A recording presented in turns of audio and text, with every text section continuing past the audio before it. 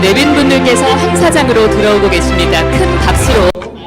Please welcome our distinguished guests. They're entering right now. 어서 오십시오. Welcome everyone.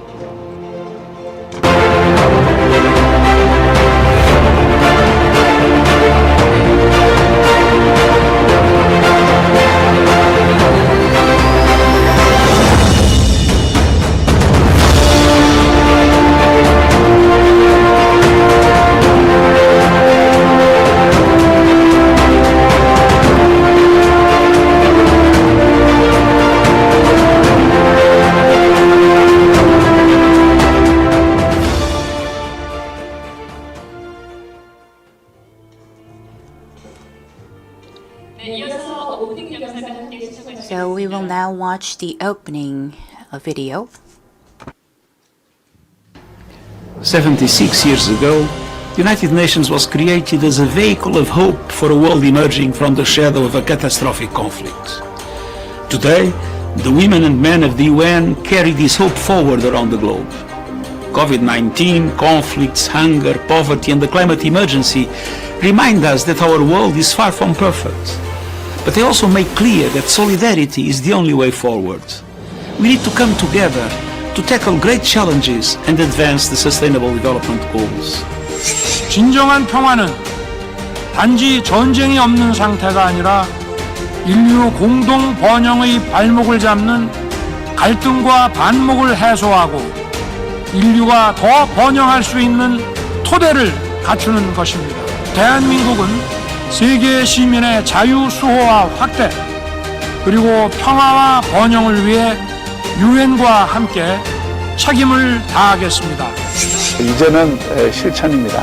우리 부산이 그린 스마트 도시로 가는 데 있어서 부산시부터 앞장서겠습니다.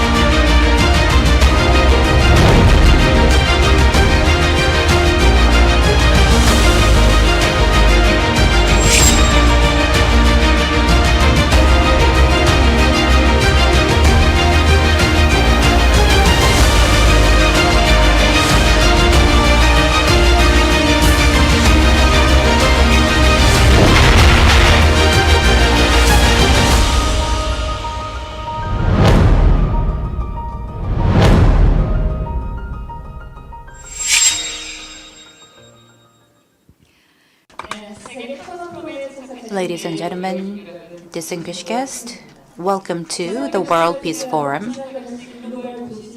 My name is Yu Arum, and I'm going to be your MC today for the World Peace Forum hosted by the Busan Metropolitan City and organized by the Global City Foundation. I would like to extend my deepest gratitude to everyone who are here today, speakers and panelists, and all the participants. Thank you so much for coming. And this year marks the 4th anniversary. And as you know, the slogan for this year is a future together, a sustainable future. So we would like to talk about global issues facing humanity, share our vision for sustainable development, and cooperate even further. So we are being held online and offline at the same time. So through the YouTube channel of Busan Global City Foundation, you can watch this event online. We will get started with the opening ceremony and then move on to the discussion. So ladies and gentlemen, let us get started with the opening ceremony of the 2023 World Peace Forum.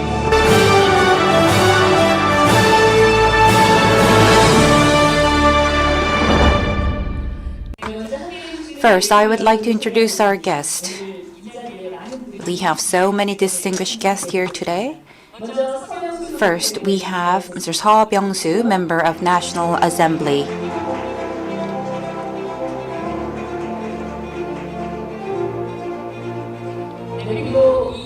And we have President Lee In-bae of the National Institute for Unification Education.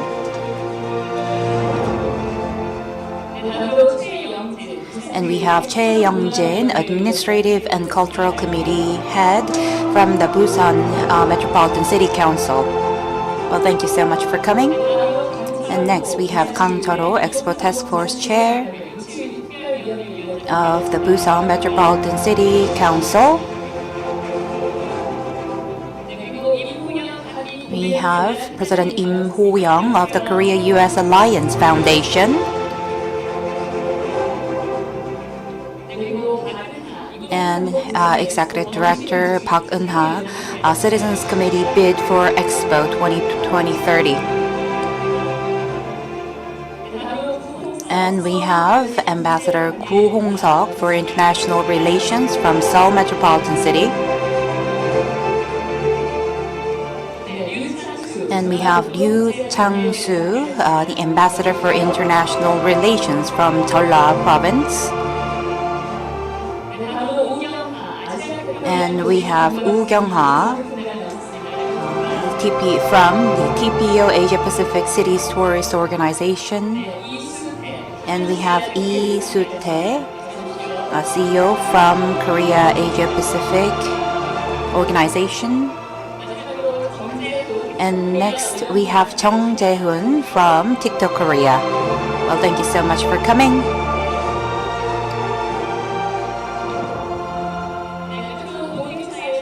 And of course, we have CEO Hwang Ki-sik of the Busan Global City Foundation.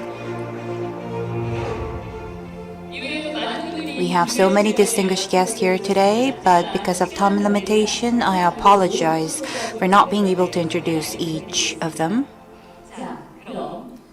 So, ladies and gentlemen, we will now have the opening speech by Mayor Park Kyung-jun. So he was not able to make it today, but he sent us a video. So please watch the video together. 부산 유엔위크 세계 평화 포럼에 참여하신 내외 기빈 여러분께 환영과 감사의 말씀을 드립니다. 기조연설을 맡아주신 존경하는 서병수 위원님, 주제의 발표와 토론을 해주실 참가자 여러분께도 각별한 감사의 말씀을 드립니다. 오늘 부산에서 첫걸음을 내딛는 전국 평화통일 선도 네트워크, 참여대학과 지역통일교육센터에는 따뜻한 축하의 말씀을 드립니다. 지구촌 곳곳에서 벌어지고 있는 참혹한 전쟁을 보면서 우리는 평화의 소중함을 새삼 느끼고 있습니다. 대한민국 역시 70여 년 전 나라 전체가 전란에 휩싸였던 경험을 가지고 있습니다. 이제 우리는 유엔의 지원으로 자유민주주의와 평화를 되찾은 나라답게 우리 스스로 세계 평화에 기여하려 최선을 다하고 있습니다. 부산이 유치하고자 하는 2030 세계 박람회는 평화의 박람회입니다. 모든 인류가 서로의 차이를 넘어 함께 나아갈 수 있는 보편적 문명의 길을 밝혀주는 장이 될 것입니다. 27일 앞으로 다가온 엑스포 개최도시 결정에서 부산이 선택될 수 있도록 끝까지 많은 지지 부탁드립니다. 오늘 포럼에서도 한반도와 세계 평화를 확산시킬 많은 해안들이 제시되길 기대합니다.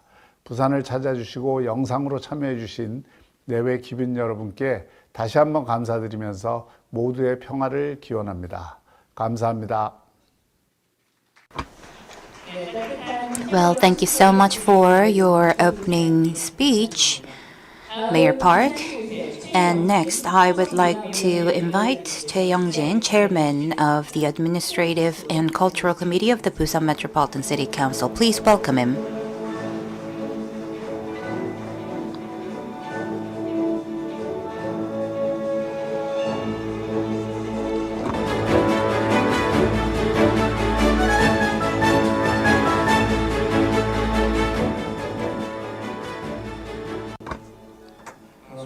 Ladies and gentlemen,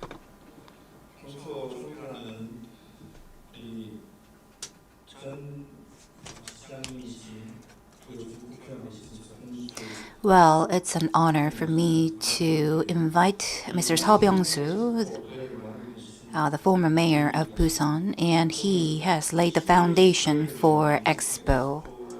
And soon we will have an announcement and we'll get the result for the Expo. So why don't we give a big round of applause to Mr. Seo once again? And the City Council has been working very hard, and we have many speakers today from Japan and in different countries. So thank you so much for coming, and we have so many members of councils here today. Thank you so much for coming as well. And the Busan Metropolitan Council have been focusing on this issue very much, and CEO Hwang Ki-sik have also put so much effort for world peace, and it seems like he is working so hard. And I would like to support and encourage his effort. And once again, I believe since we have so many great experts today, so I am looking forward to today's forum. Thank you so much. So why don't we give a big round of applause to Chae Young-jin, Chairman of the City Council. 다음은 오늘 Next, to celebrate today's forum, many distinguished guests sent us a congratulatory video. First, we have the Minister of Foreign Affairs Park Jin. Please watch the video with a big round of applause. Good afternoon. I am Minister of Foreign Affairs Park Jin. I would like to extend my sincere appreciation to Mr. Park Hyung-jun, Mayor of Busan, and Mr. Seo Byung-soo, former Chairman of Busan World Expo Bid Support Committee, and Chairman Hwang Ki-sik of the Busan Global City Foundation. Distinguished guests, I would like to congratulate the Fourth World Peace Forum. This forum was held to uphold the vision of Sustainable Development Goal of the United Nations and to share the vision of the UN. Busan City and Busan Global City Foundation have been organizing this forum every year to contribute to the resolution of global issues, and I think it is very meaningful. Especially Busan has the United Nations Memorial Park, and Busan was the last bastion that protected the Republic of Korea from invasion during the Korean War. The world knows that the peace is vulnerable these days. Europe is suffering from the largest ground war since World War II, which continues in Ukraine. And the recent outbreak of armed conflict between Israel and Hamas has once again shaken the Middle East and the international community. North Korea is also escalating nuclear and missile threats, which are also raising concerns about peace and stability on the Korean peninsula. And I think it is very timely that the World Peace Forum has organized separate sessions on the ROK-US alliance and peace. Distinguished guests, 2030 will be an important milestone in human history. Not only will it be the year of achieving the SDG goals set by the United Nations, but the World Expo will be held in 2030. If Busan is selected to host the Expo, it will be a place to share the success story of how we could succeed. We were once a small, poor country in Northeast Asia, but we were able to rise from the ashes of war and became a developed country through innovation. We expect that we could share the story of our success here in Busan in 2030. I hope that we could successfully host the World Expo 2030. I'll do my best to support that. I expect the World Peace Forum to be a fruitful event that will promote Busan as the center of world peace and further refine the Republic of Korea's diplomatic vision of a global pivotal state. I look forward to the success of the Fourth World Peace Forum. Thank you. 네, 장관님 기한 말씀 Well, thank you so much for your speech. And next, I would like to invite Minister Park Min-sik of Foreign Affairs. So, ladies and gentlemen, my name is Park Min-sik, the Minister of Patriots and Veterans Affairs. Well, I sincerely congratulate you on the 70th anniversary of the signing of the Korean Armistice Agreement and the Korea-US Alliance, and on the very meaningful opening of the World Peace Forum on Sustainable Future. So once again, congratulations. And I would like to thank Mayor Park Kyung-jun of Busan Metropolitan City, as well as Hwang Ki-sik, CEO of Busan Global City Foundation, and everyone who are related to this event. Thank you so much. And I would like to extend my deepest gratitude to all the speakers and representatives of various institutions. Thank you so much for coming. Well, we have so many global issues. Israel-Hamas war and long-term situation in Ukraine and nuclear threats from North Korea. So we are faced with these security realities. And the value of solidarity that the UN members have shown will be an important clue to change the uncertain future into a sustainable future.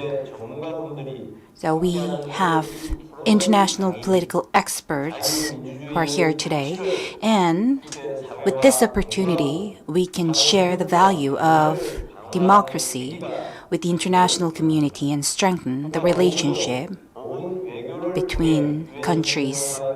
So the Ministry of Patriots and Veterans Affairs will also do our best. And we will do our best to make a great history written with the blood and sweat and to make a future into the future with the war veterans. So once again, congratulations on the opening of the World Peace Forum, and I wish you all the best and happiness. Thank you very much. 장관님. Thank you, Minister, for your excellent speech. Last but not least, we have a special congratulatory video from the Ambassador of Spain to Korea. I would like to greet all the participants in the 2023 Busan World Peace Forum. Thank you very much for inviting the Spanish Embassy to join in delivering a welcome message.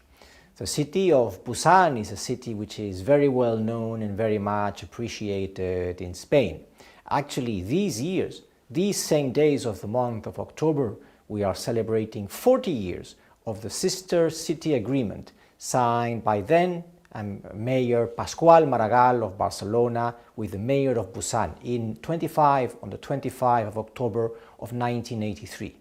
That was actually the fourth city with which Busan signed the Sister City Agreement and the first city in Europe to have that status. The relations between Busan and Barcelona have been thriving through the year.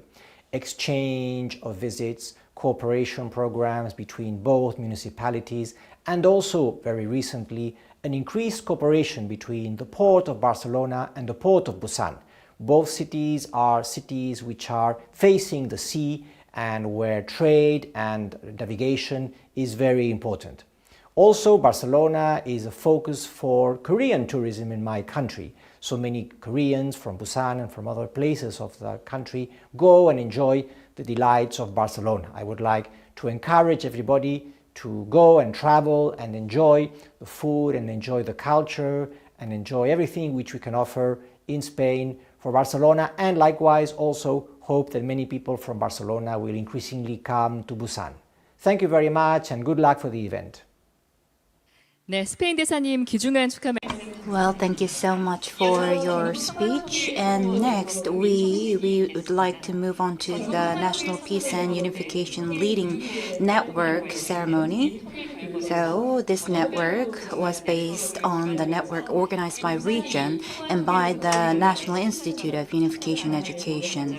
So we wanted to make Busan to promote practical cooperation among peace and unification organization. And I think it's also very meaningful because we are able to take this opportunity to introduce the National Institute of Peace and Unification. So let us get started with the ceremony. Please welcome CEO Hwang Ki-sik of Busan Global City Foundation. And I would like to ask everyone whose names are called upon, 박성규, 박기주, 박재규, 소성규, 여현철, 박원곤, 이연호, and 정성문. So I would like to ask all of you to come up to the stage.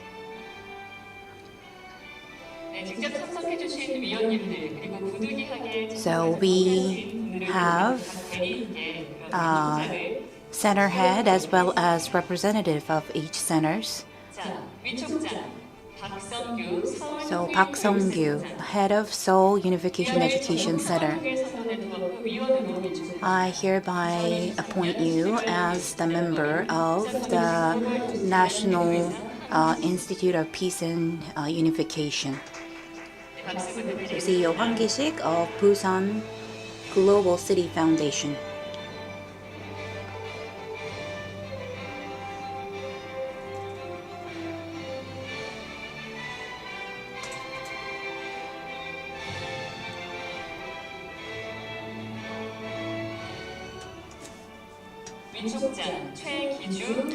최기주, head of Gyeongin Unification Education Center.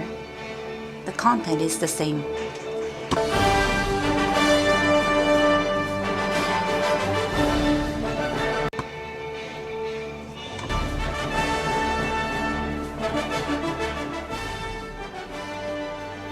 위촉자 Next, Park Jae-gyu, head of Gyeongnam Unification Education Center. The content is the same.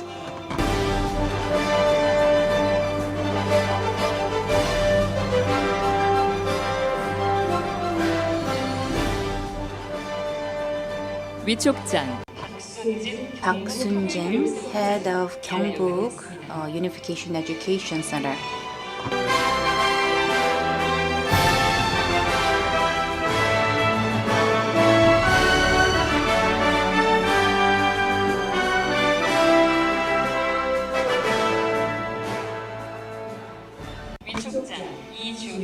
이주희, head of Jeonnam Unification Education Center.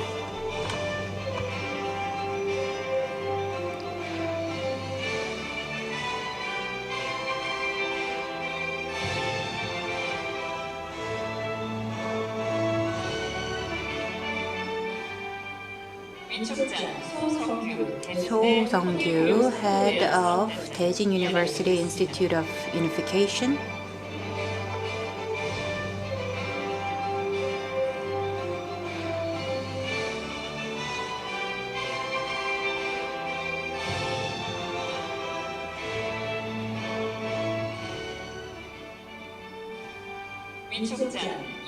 여현철, head of Kookmin University Institute of Unification.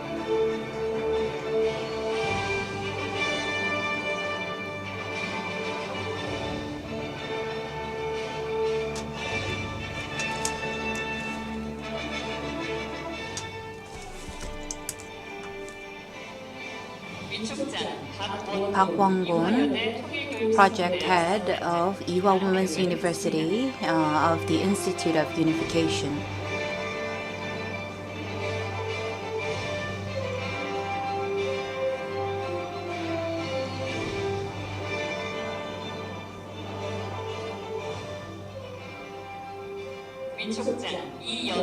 이연호, project head of Chungbuk University of the Institute of Unification.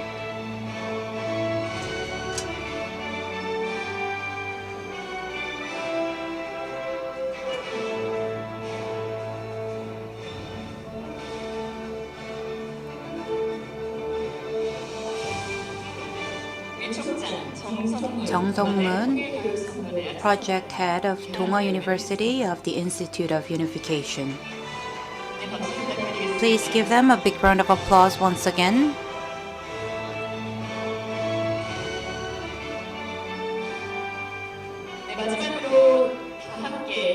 We will now take a group photo.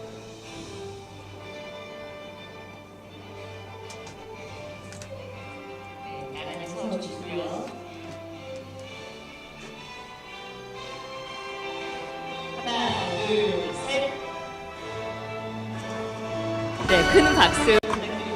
Please give them a big round of applause once again.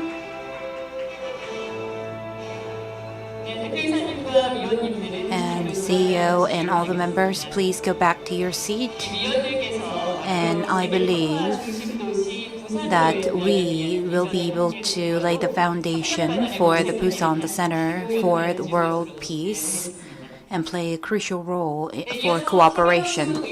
기조연 Next, we will have a keynote speech from the member of National Assembly Seo Byung-soo. Mr. Seo Byung-soo served as the 36th mayor of Busan and is the former chairman of World Expo 2030 Busan Bid Support Committee, and he will be speaking today on the title of We Act Together in Crisis. Please give him a big round of applause.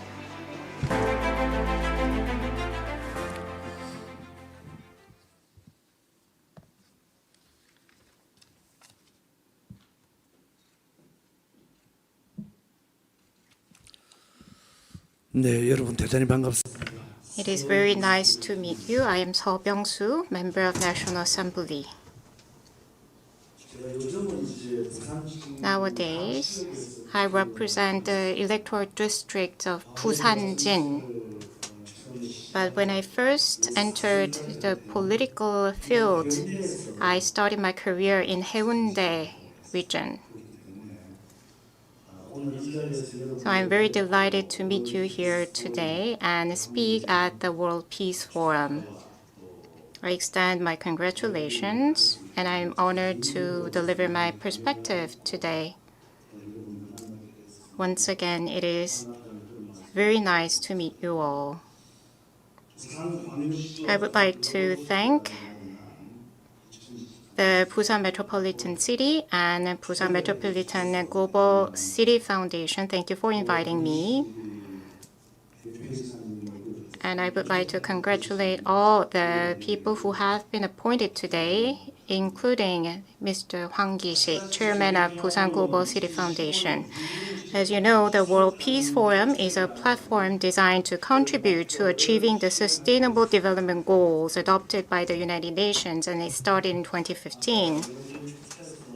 And many congratulatory speakers mentioned this point, but the world is currently facing an unprecedented global crisis, including COVID-19 and other pandemics, the climate crisis, and the war.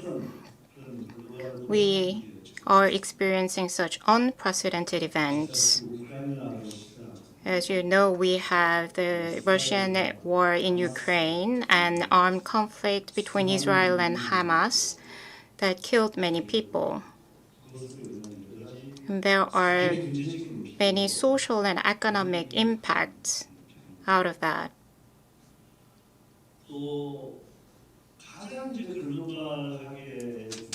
What's most important in global affairs is global crisis and how we react to the crisis. Korea suffered from a very hot weather during the summertime, and when it rained a lot.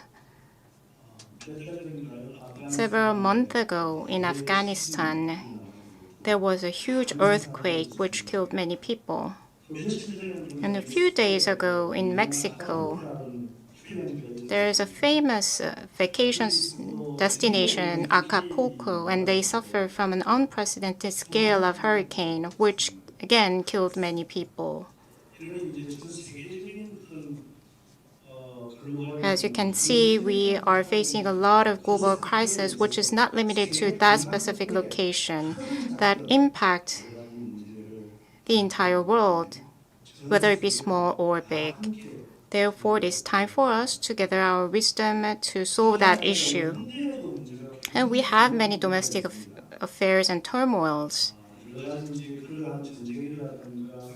For example, we suffer from the pandemic, the climate crisis, and then we have the negative aftermath in terms of social and economic affairs, such as inflation and other complex challenges.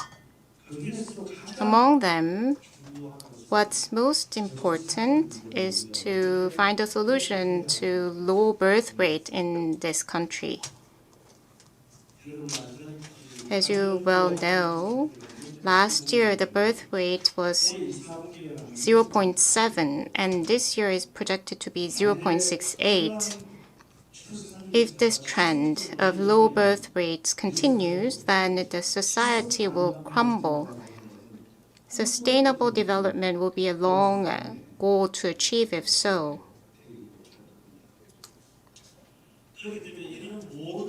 Therefore, to solve all those problems starting from 2020, Busan Global City Foundation and all the related field experts gathered here to find a solution under the theme of sustainable development goals and find ways to further cooperate. And that's the vision of the World Peace Forum. And this year marks the 70th anniversary of Korean War ceasefire. Thanks to the help of UN troops, we could secure peace on the Korean peninsula. And for the past 70 years, we rose from the ashes of war and achieved liberal democracy and market economy, and now join the ranks of developed nations.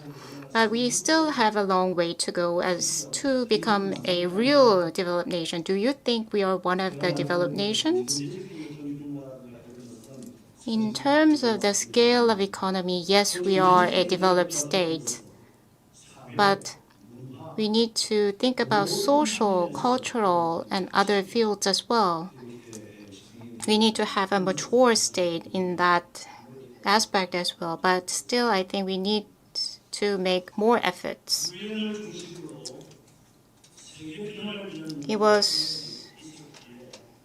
Our development was only possible because of the solidarity of cooperation for world peace led by the United Nations, and now we want to share our potential with the world. President Yoon visited a lot of overseas states to share our past and empower the developing countries. We have become the recipients of overseas development aid, and now we are the donor of the ODA. As such, our national prestige has increased a lot. From that context, I think today's forum is very meaningful. The forum, now in its 4th year, is held under the theme of a future together and a sustainable future, and explores the efforts we need to make in key areas to ensure that sustainability is a prerequisite for achieving the UN SDG, a global humanitarian project. Furthermore, our government and the city of Busan are strongly promoting the bid for the 2030 World Expo Busan to promote the sustainable development of humanity after 2030. Which is the year when the UN SDG project ends.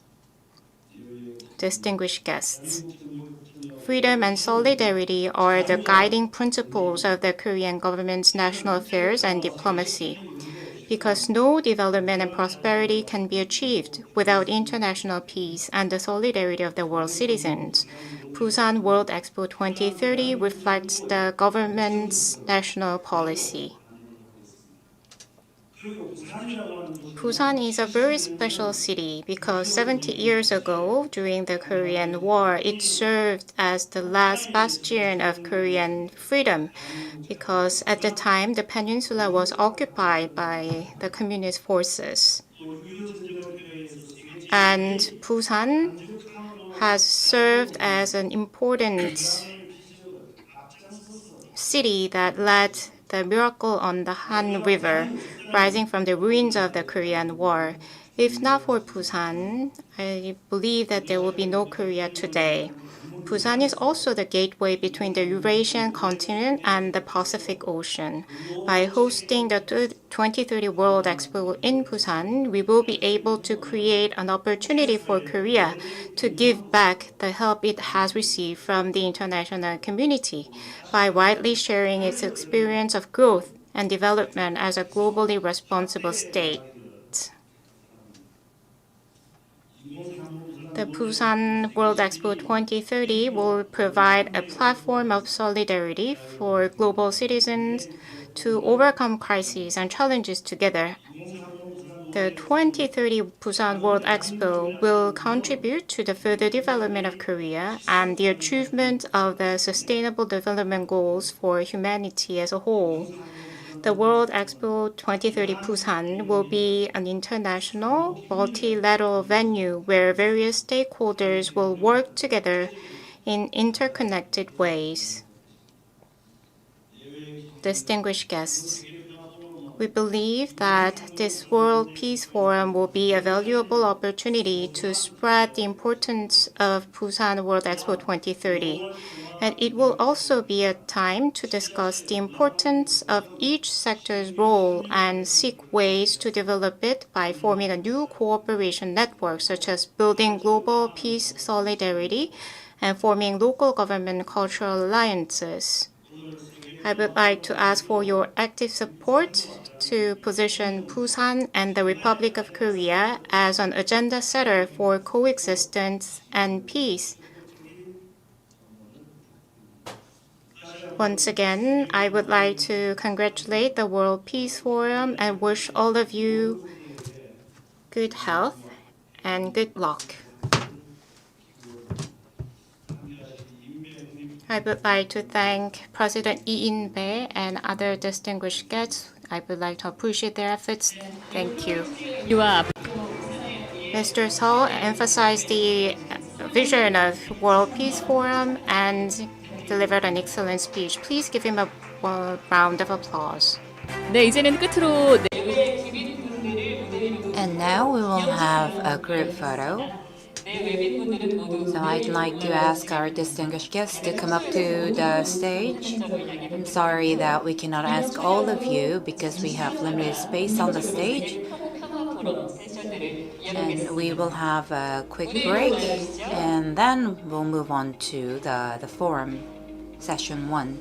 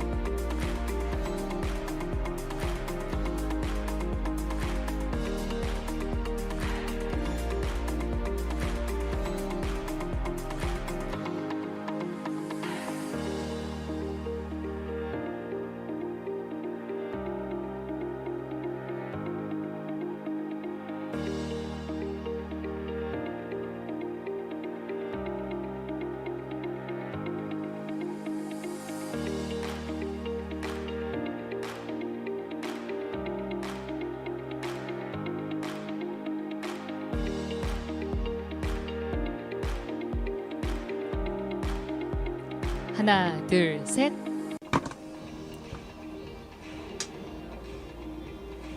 다시 한번 하나, 둘, 셋.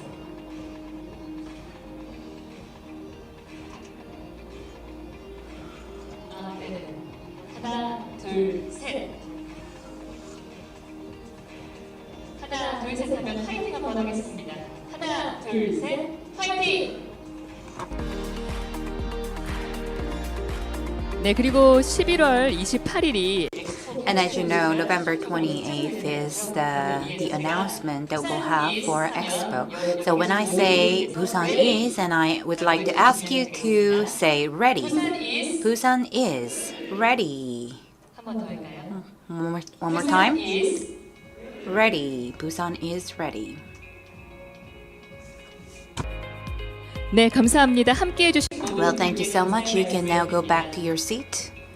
네, 그럼 지금부터 잠깐 We will have 10-minute break, and then from 2:20 we will get started with the presentation as well as discussion. So I'll meet you back at 2:20. So please be seated by then. Thank you.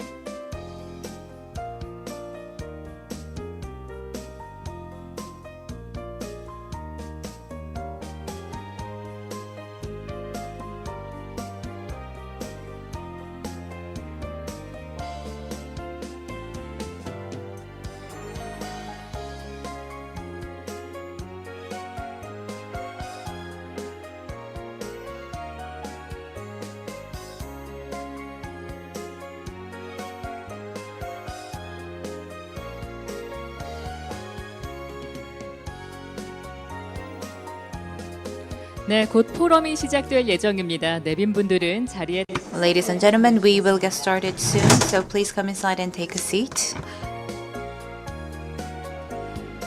네, 이제는 곧 시작이 될 텐데요. We will soon begin the forum. I would like to invite the President of National Institute for Unification Education and leaders of regional unification education centers on stage.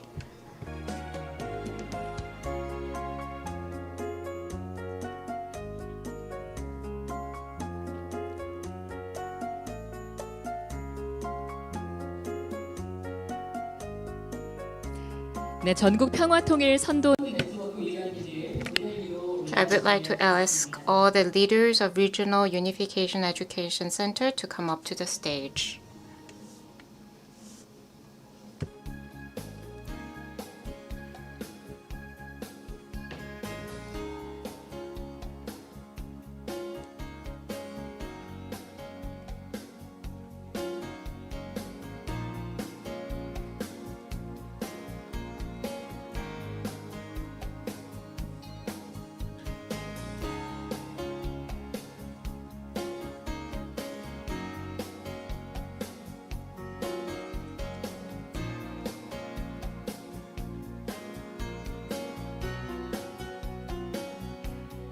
네, 모든 위원님들도 다 준비가 됐 I guess we are all ready. We will soon begin.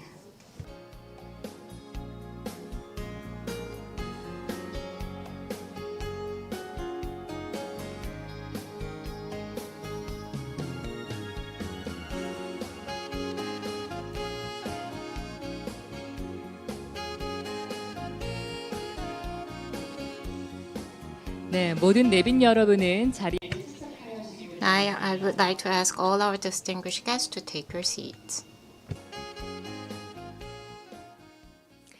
네, 안녕하십니까? Good afternoon. I am the MC for session 1, Yu Arin. Let's begin session 1. On stage, we have leaders of Regional Unification Education Center, and we have Mr. Lee In-bae, President of the National Unification Education Center, and members of the National Network for Peaceful Unification. And then session 1, we will discuss about mutual cooperation and solidarity under the theme of coexistence. We will discuss the need for a process and practical approach to building global peace and solidarity and explore ways to achieve sustainable development. So let's now talk about the future of coexistence and the values needed for peaceful coexistence. In a survey conducted this year, 61% of the respondents aged 20 to 39 said that unification is not necessary. As the importance of peaceful unification fades, there is a need for new alternatives and renewed emphasis on a practical approach to mutual cooperation and solidarity.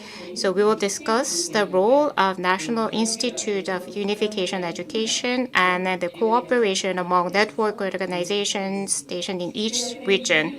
Next to me is Mr. Lee In-bae, President of the National Institute of Unification Education. I am Lee In-bae. Nice to meet you all. Please give him a big round of applause.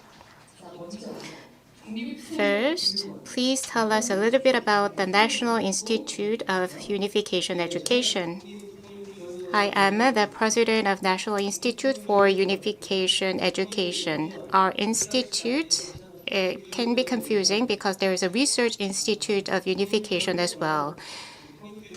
The institute is established based on the Support Act for Unification, and we teach the values of liberal democracy, and we are a government agency. So I'll tell you this by number. 13. We have 13 unification centers across Korea. Children and then the youth or seniors can visit these centers and see the vision for the unification. And next number is 18. We have 18 leading university for unification education that the institute supports. The reason why we do this is to proliferate the vision of unification. And together with me are the deans of leading university for unification education. So through these leaders, we teach the younger generation about unification number. And next number is bigger than the previous one. We have 750 unification education members, teachers.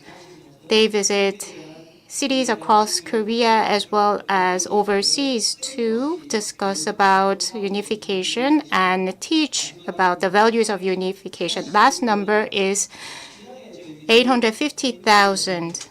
Last year, we conducted unification classes to 850,000 Korean people. We conducted online and offline courses starting from elementary school students to senior citizens, as well as government officials and general public. We have taught unification education to these people. Although it may not be visible to you, but we are contributing a lot to proliferate the value of unification. Today, we are going to talk about coexistence and sustainable future and a sustainable coexistence. I hope that we can further discuss about this topic. Thank you. And let us get deeper into the topic. And what is the main goal of the National Unification Education Center? And how do you see the importance of unification education at this point in time?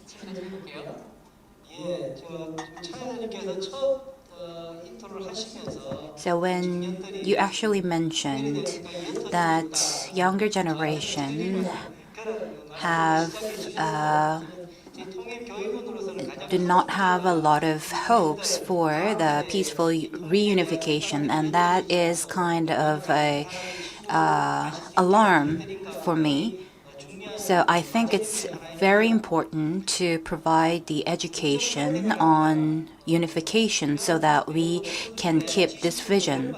So we have many experts who are saying that we don't really need to unify. Look at different European countries. They are living peacefully together. Why do we have to do the reunification?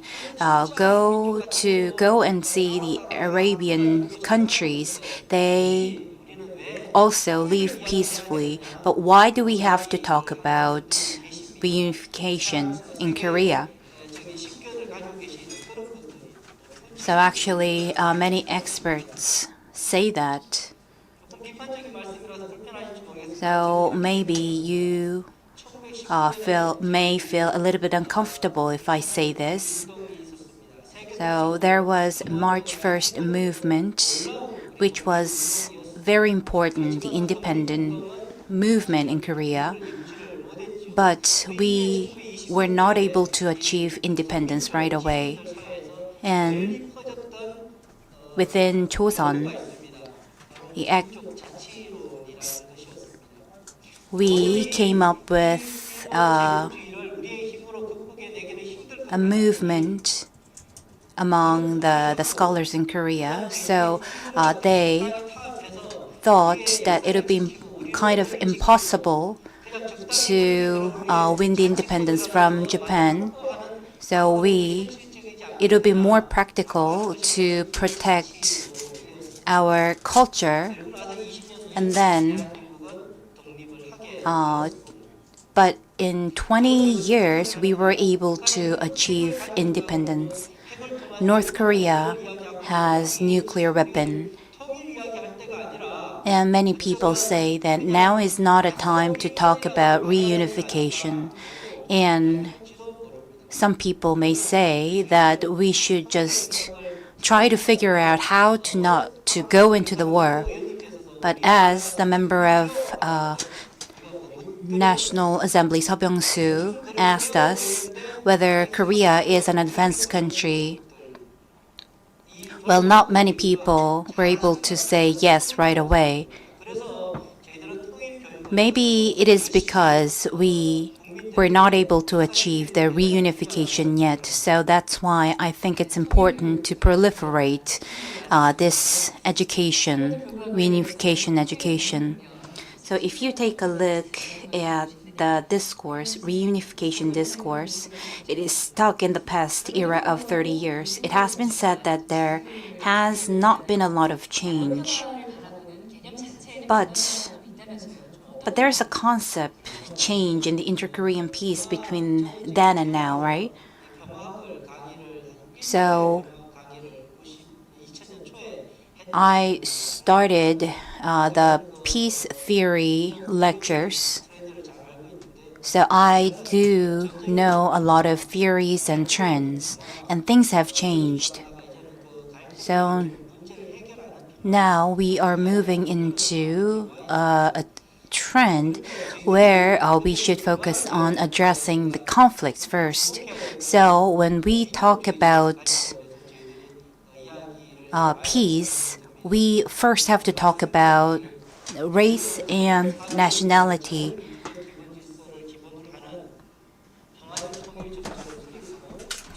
So the Article 4 of the Constitution talks about the Republic of Korea shall seek unification and formulate and carry out policy of peaceful unification. So the article says that we should base everything on the principle of freedom and democracy. And peaceful reunification is important. It should not be a forceful unification according to the Constitution, Korean Constitution. So I would like to focus on peaceful reunification. Peace is very important value for humanity and for Busan as well. And I am very proud that Busan is trying to be a center of peace. It can be very dangerous when we only talk about peace. So when we do that, they will think that North and South will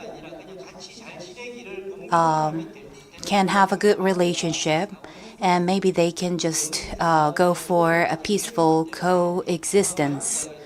So I think it's kind of dangerous to talk about just peace, not the reunification.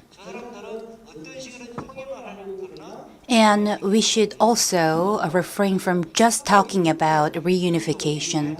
So we should talk about these two topics together for the future of Korea.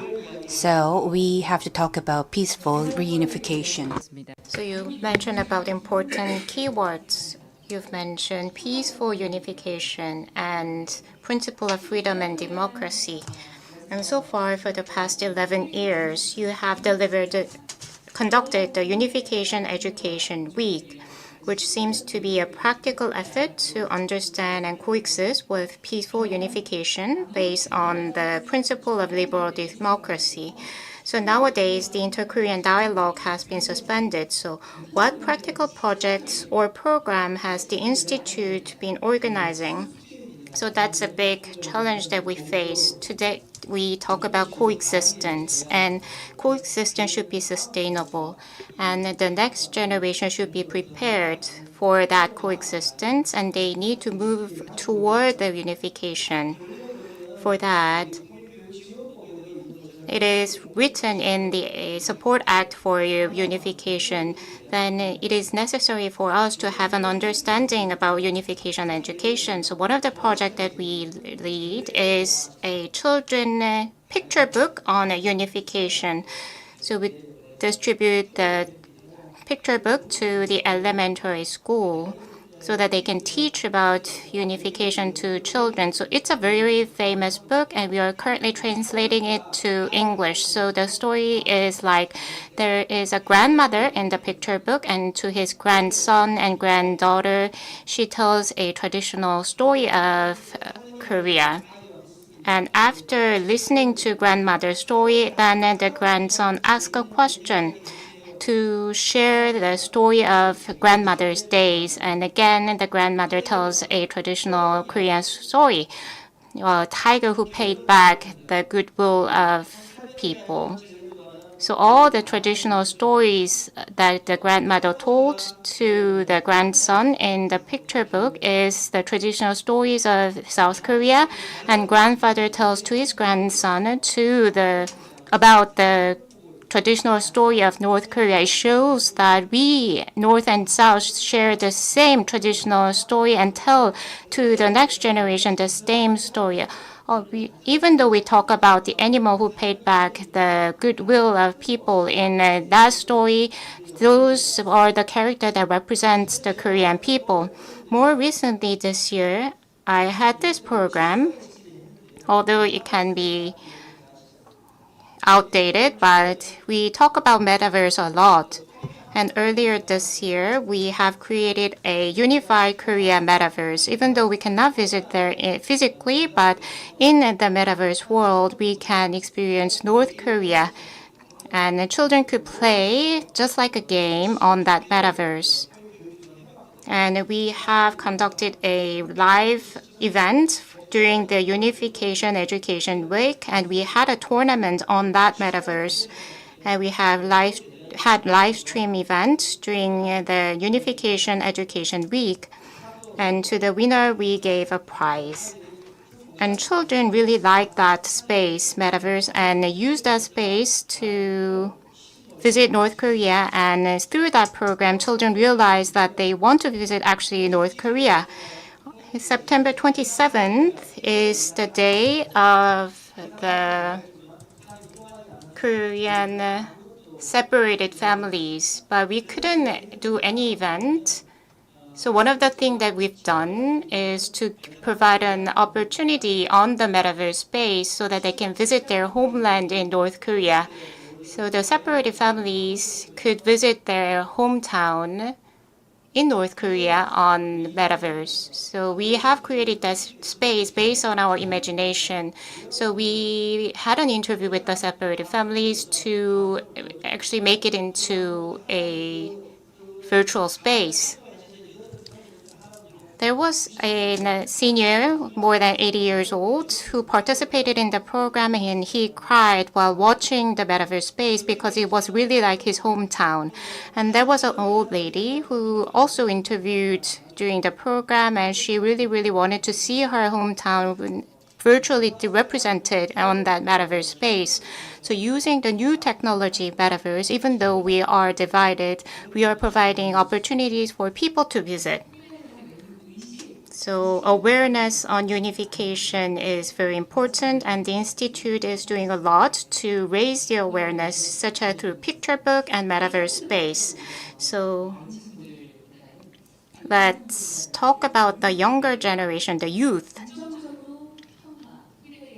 So what are the things that you can do to promote the awareness of the younger generation in their 20s and 30s?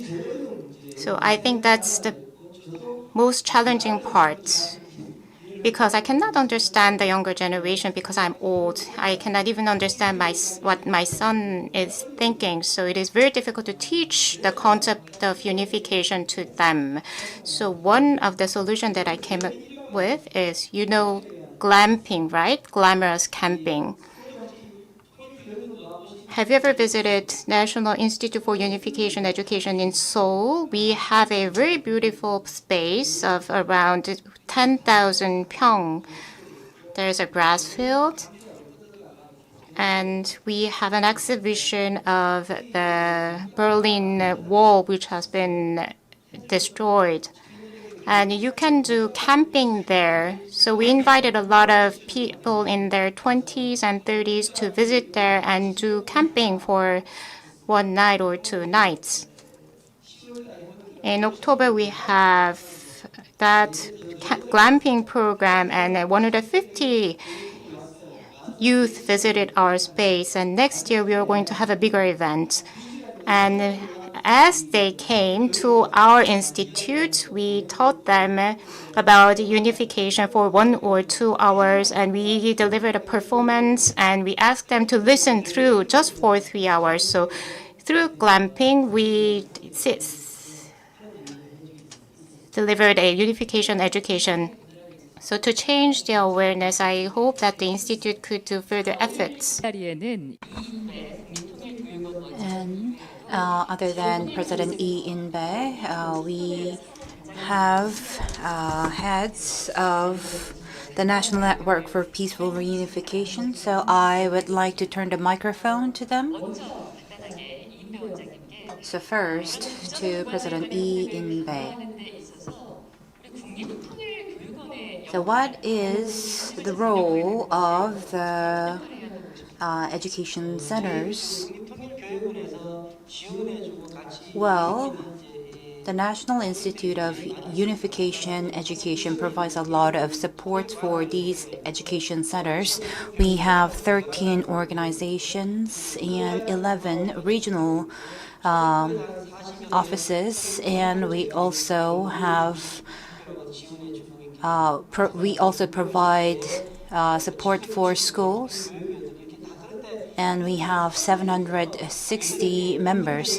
They are across the nation, and we have this strong ecosystem. So we try to provide various opportunities so that we can get together often. And we have major members. I have questions to our center heads. So first to Ha Kwang-min.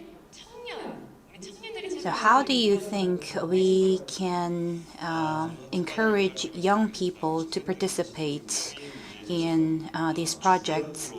So many young people are not in the center of such efforts. So in case of Seoul, we have about 120 members, and we have designated half of them to be young people. And for various projects, so as I mentioned earlier, they're not at the center of the participation.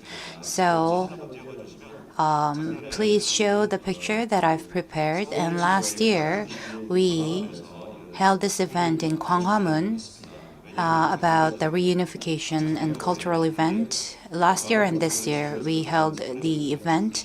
And as you know, Gwanghwamun is the center of Seoul. So we wanted to have this kind of event with younger generation where they can be the center of the event. And we also thought that we should focus on culture. So Sing Again for reunification was done last year, and we also did it this year, and we had great response from the public, and we were able to encourage participation of young generation as well as residents. So the response was really good, and we didn't want to have this as a one-off event. So we wanted to do it often, and we also streamlined on YouTube. So I was able to see it spread across the nation. So you invited the younger generation together at the center of Seoul to raise the awareness on unification. So next, I would like to invite Mr. Im Jong-hee from Jeonnam Province. Is there any initiative that you are working on currently that need more support or expansion? And we have Mr. Lee In-bae here with us. Among the basic tasks, and we would like to ask for the expansion of Reach Out program for the rural area, because in the Jeonnam province there are some rural area and we couldn't visit those villages, so they are very marginalized. But for unification education, I hope that all regions could be equal. Starting from elementary school, middle, high school, I hope that we could have a Reach Out program that covers all. And then the content is very universal. And we feel a lot of burden economically, so I hope that we could get more support in that sense. And lastly, for students in their elementary, middle, and university school. I hope that we can provide a support program for them to organize a unification group club within the school and do a contest so that we can raise the next generation. And for them, it could be a good opportunity to do peer activity. And this can be a good trigger for them to learn about unification. Next, I would like to ask my question to Mr. Han Ki-ho. For these kind of program, the efficiency is very important. So how we can eliminate any redundancy in the unification education program and how we can integrate with other programs as well. In case of Gyeongin Education Center, we have infrastructure of Aju University, so we are giving a very integrated unification education. And we have a hybrid program together with Gyeongin and Incheon City in order to have a bigger impact of education. As Mr. Lee mentioned, we have made a metaverse space of the military demarcation line and nearby area and provided that to the school students. And we had an event where children had to write a handwriting letter to deliver to the people living in the near to the military demarcation line, and we have produced a lot of good results. And we also produce a lot of YouTube content and metaverse content before. So we incorporate all those elements to build up our content. And whenever the user visit the metaverse space that we created this year, they can also visit the space created last year. It's a government project, so we are very keen about efficiency. So you're trying to maximize the effect. And next, I have questions to the deans of the leading unification education universities. First to Lee Yeon-ho. So, could you briefly talk about the leading unification education universities and explain what you're working on? So, we focus on providing education for university students. So it's a little bit different from the education centers because they focus on educating residents and regional people. So our goal is to establish the leading model for the education so that we can raise the awareness of reunification among young people. And we have Mr. Lee In-bae, and under the leadership and support of the National Institute. So we get 2-year support, and if we have a great result, then we will have 2 more years of support. And 9 schools are divided by regions for such support.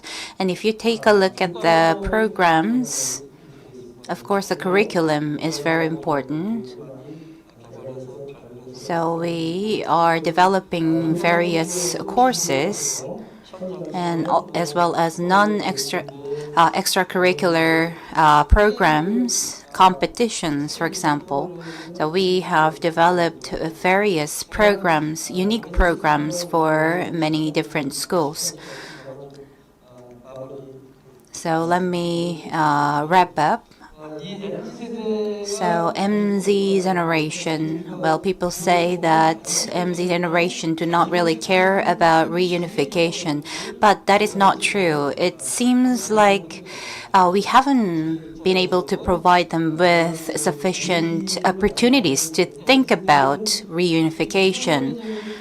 Therefore, so rather than focusing on ideological concepts, they are more interested on the practical stuff.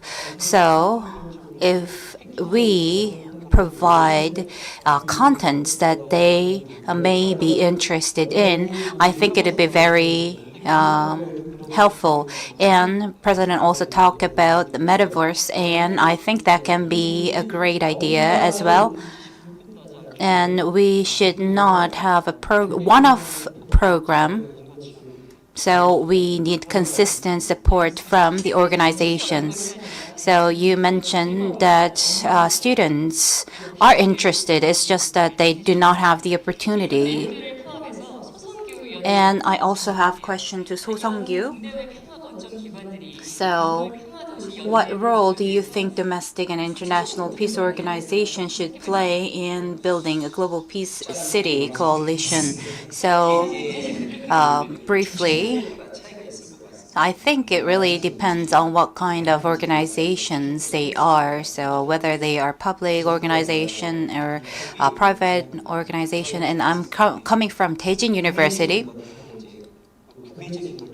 So let me talk about domestic issue and overseas issue. So domestically speaking, well, CEO Hwang Ki-sik mentioned this already. So the public and private organizations have to work together, of course. And if you go to different regions, they have the local governments.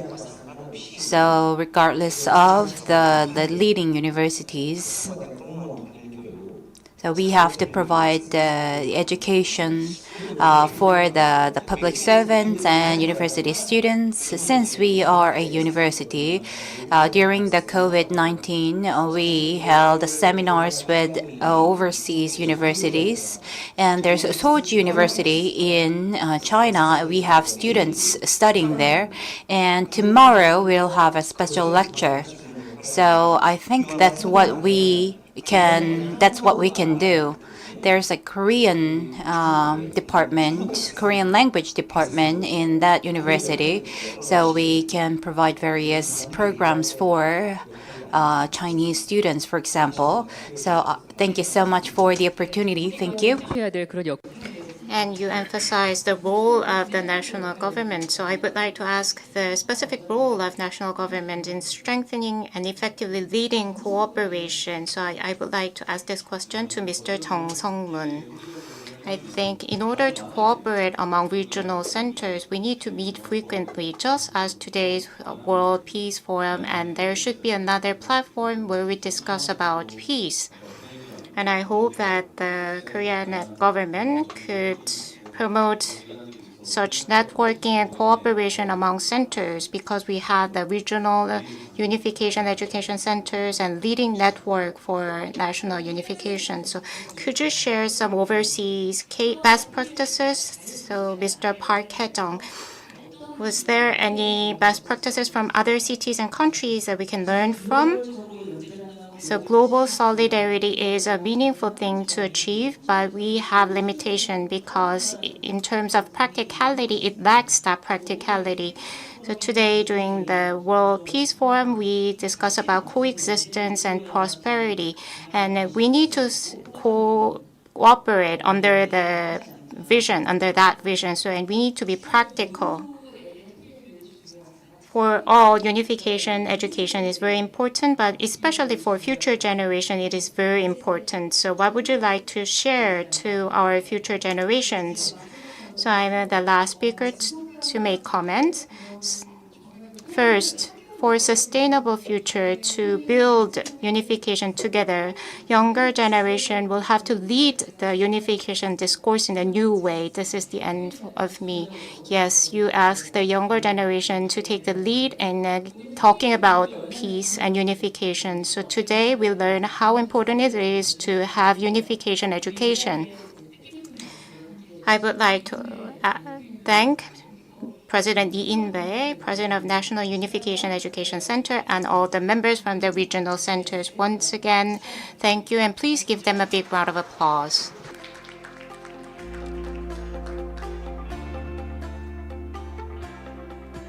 네, 이것으로 1세션은 마치겠습니다. Well, this concludes everything for session 1. I'm sorry that we didn't have enough time.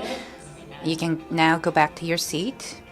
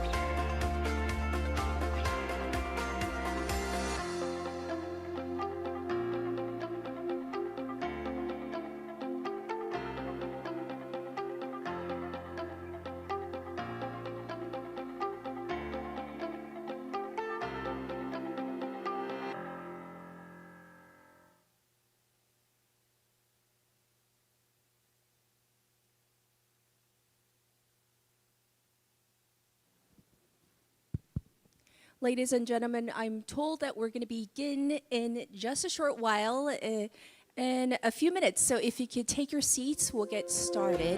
And session 2 will begin with English, and then we'll convert over to Korean. Thank you for your cooperation.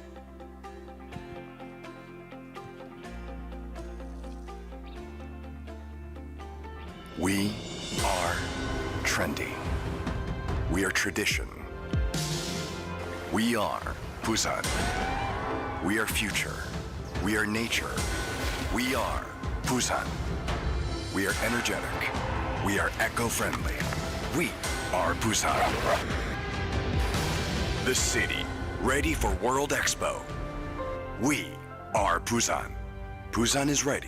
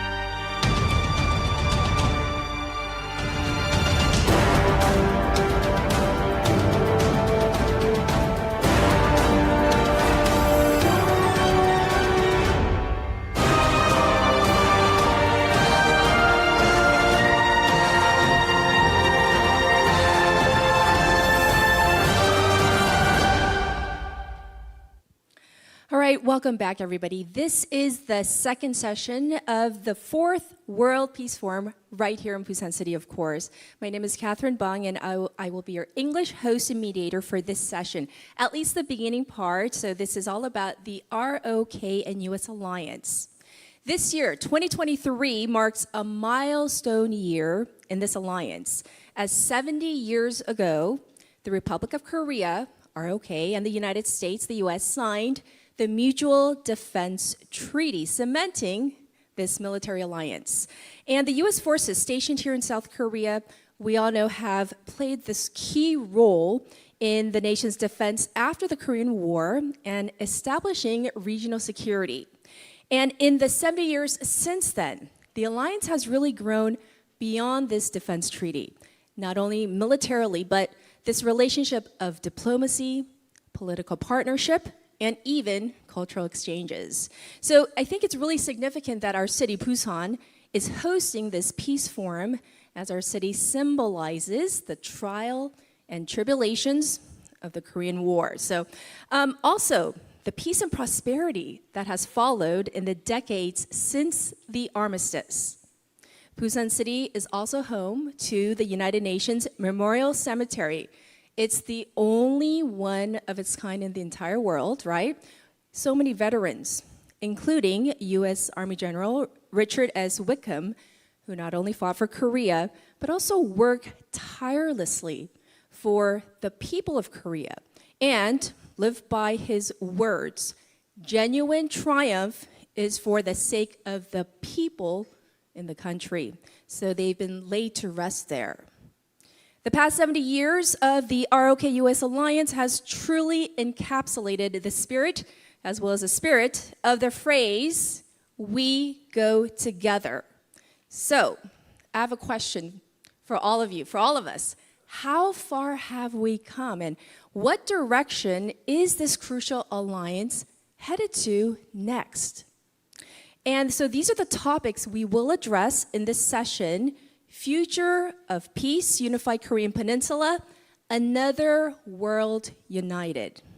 And so for this session, we have invited 3 esteemed guests to offer their insight from their respective fields of expertise. So I'm going to introduce them.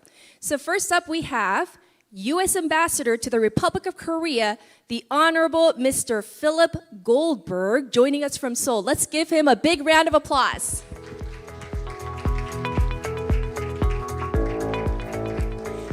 And next, we have the president of the Korea-U.S. Alliance Foundation, Mr. Im Ho-young. He's a retired general of the ROK Army, also the former deputy commander of the Combined Forces Command, Mr. Im Ho-young.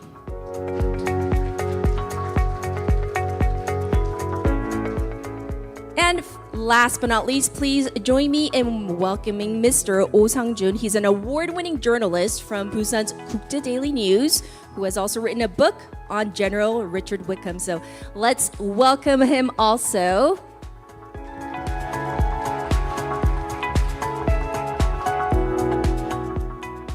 And now we're ready to begin. So we're first going to discuss the significance of the last 70 years of the ROK-US alliance from the unique perspectives of our esteemed panelists.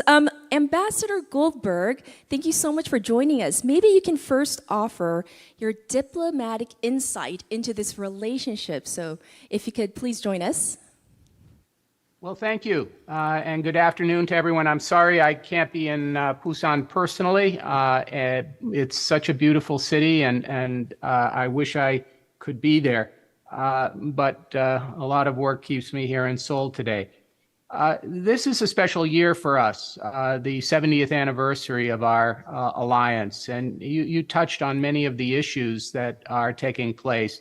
I also want to first extend my gratitude to the Busan Metropolitan City and the Busan Global City Foundation for their hosting this important event, which is another feather in the cap for Busan.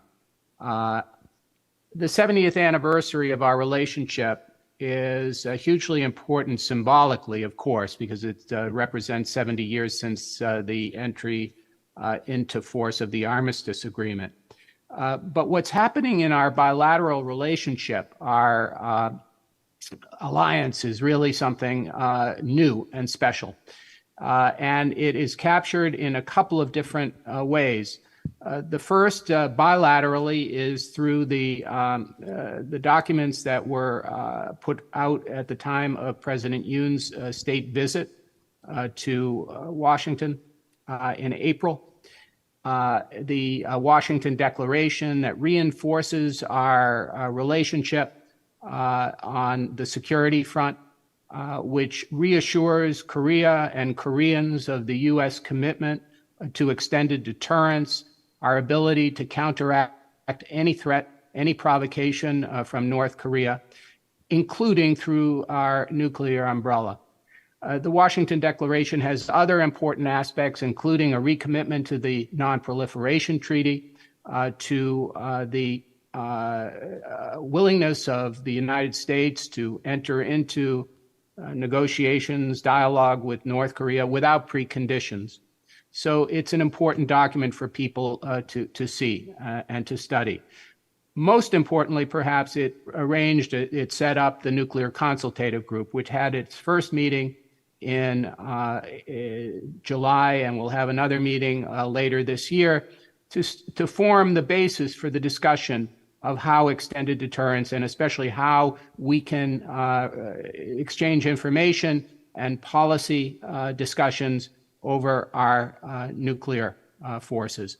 So that, of course, was a very important step in consolidating the security aspect. But at the same time, we also issued a statement during the state visit that expands our relationship well beyond the security relationship. What had for many years been strictly an alliance based here on the security of the peninsula now is much wider. And I think we can give credit to the great success that Korea's had since 1953, and mostly in the last 40 years in developing into an extraordinary country with a great economy, an important scientific and technological power.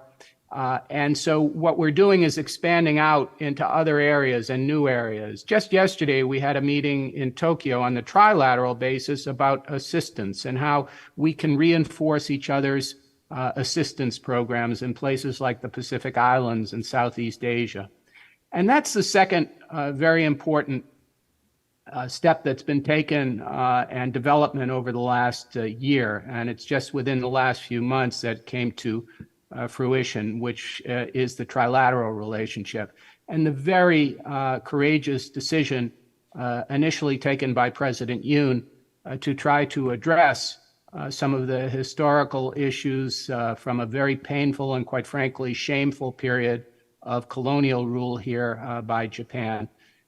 And the decision to move forward that two countries that are democratic and share values in the 21st century should have a better relationship, allowing us to then form this trilateral cooperation.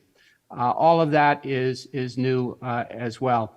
And a very positive development for the region, for the world, quite frankly, that we can work together. Again, not just on security and stressing the importance of the Indo-Pacific and all kinds of important security issues beyond the peninsula, for example, freedom of navigation in the Taiwan Strait or in the South China Sea. These are important principles that the three countries share. We're also working really closely on all kinds of economic issues. The legislation passed over the past 12 months in the United States, the Inflation Reduction Act and the CHIPS Act, enable Korean companies in their investment plans in the United States to do even more. And we've seen that. What had been initially some deep concern here about certain aspects of IRA has turned into a really success story for Korean companies, especially in batteries for electric vehicles and also in solar power plants in the United States. So that too is expanding beyond anything that we imagined. $110 billion in Korean investment since the beginning of the Biden administration. It's really extraordinary. And I want to stress something. There's a lot of investment coming back the other way too. U.S. companies are investing a lot here. One of my favorites is the $2.5 billion that Netflix is investing to create Korean content, which is so popular, K-movies, K-dramas on their platform. But there are other streaming platforms too that look at Korea as a burgeoning market for content production. Yes, yes. Well, Ambassador Goldberg, I was going to ask you about the current state of the alliance, but you've already described it so eloquently. So let me ask you this. There have been so many adjectives to describe this alliance between the ROK and the United States. One adjective off the top of my head, ironclad. How would you describe this current relationship, this current alliance between the two countries? Well, I think you've used now both terms that I think fit very nicely, which one is ironclad, which you just mentioned, and of course, kachi kapchida. We go together. Yes. So I think both of them fit very well. We are now allies in all respects, and that was what I was trying to get across in my comments, which is that we are expanding this relationship into more of a values-based and regionally based and globally based alliance between a self-described global pivotal state and what we would describe as a comprehensive global alliance. Indeed. Thank you for your comments. And I do understand you have a very tight schedule today, so you're going to have to leave us soon. But before you go, Ambassador Goldberg, maybe I can get your final thoughts about maybe the future, since we talked about the past, the current state, and maybe the future direction, and maybe if there's any, as I say, homework or tasks left for the alliance, in your opinion? Yes, the implementation of those agreements that I talked about, first the bilateral agreements that we reached through the Washington Declaration and the joint statement during the state visit, and the Camp David agreements, the statement of principles, the spirit of Camp David, the joint statement that lays out a work plan, the commitment to consult. All of those require ongoing work, and the visits that we have envisioned for our various ministers and presidents, those are all in the offing. And so we have here at the embassy and in our interagency in Washington a huge work agenda to carry out those agreements and to make sure that the alliance has the substance in place, that it's not just a few pieces of paper. Well, thank you so much for joining us. Everybody, if we can get a round of applause for Ambassador Goldberg. Thank you so much for joining us today. Thank you very much. Good luck to everybody. Thank you, thank you. And now I am going to hand it over to Yuadam, our Korean announcer, and she's going to finish up this session in Korean for our esteemed speakers. Thank you.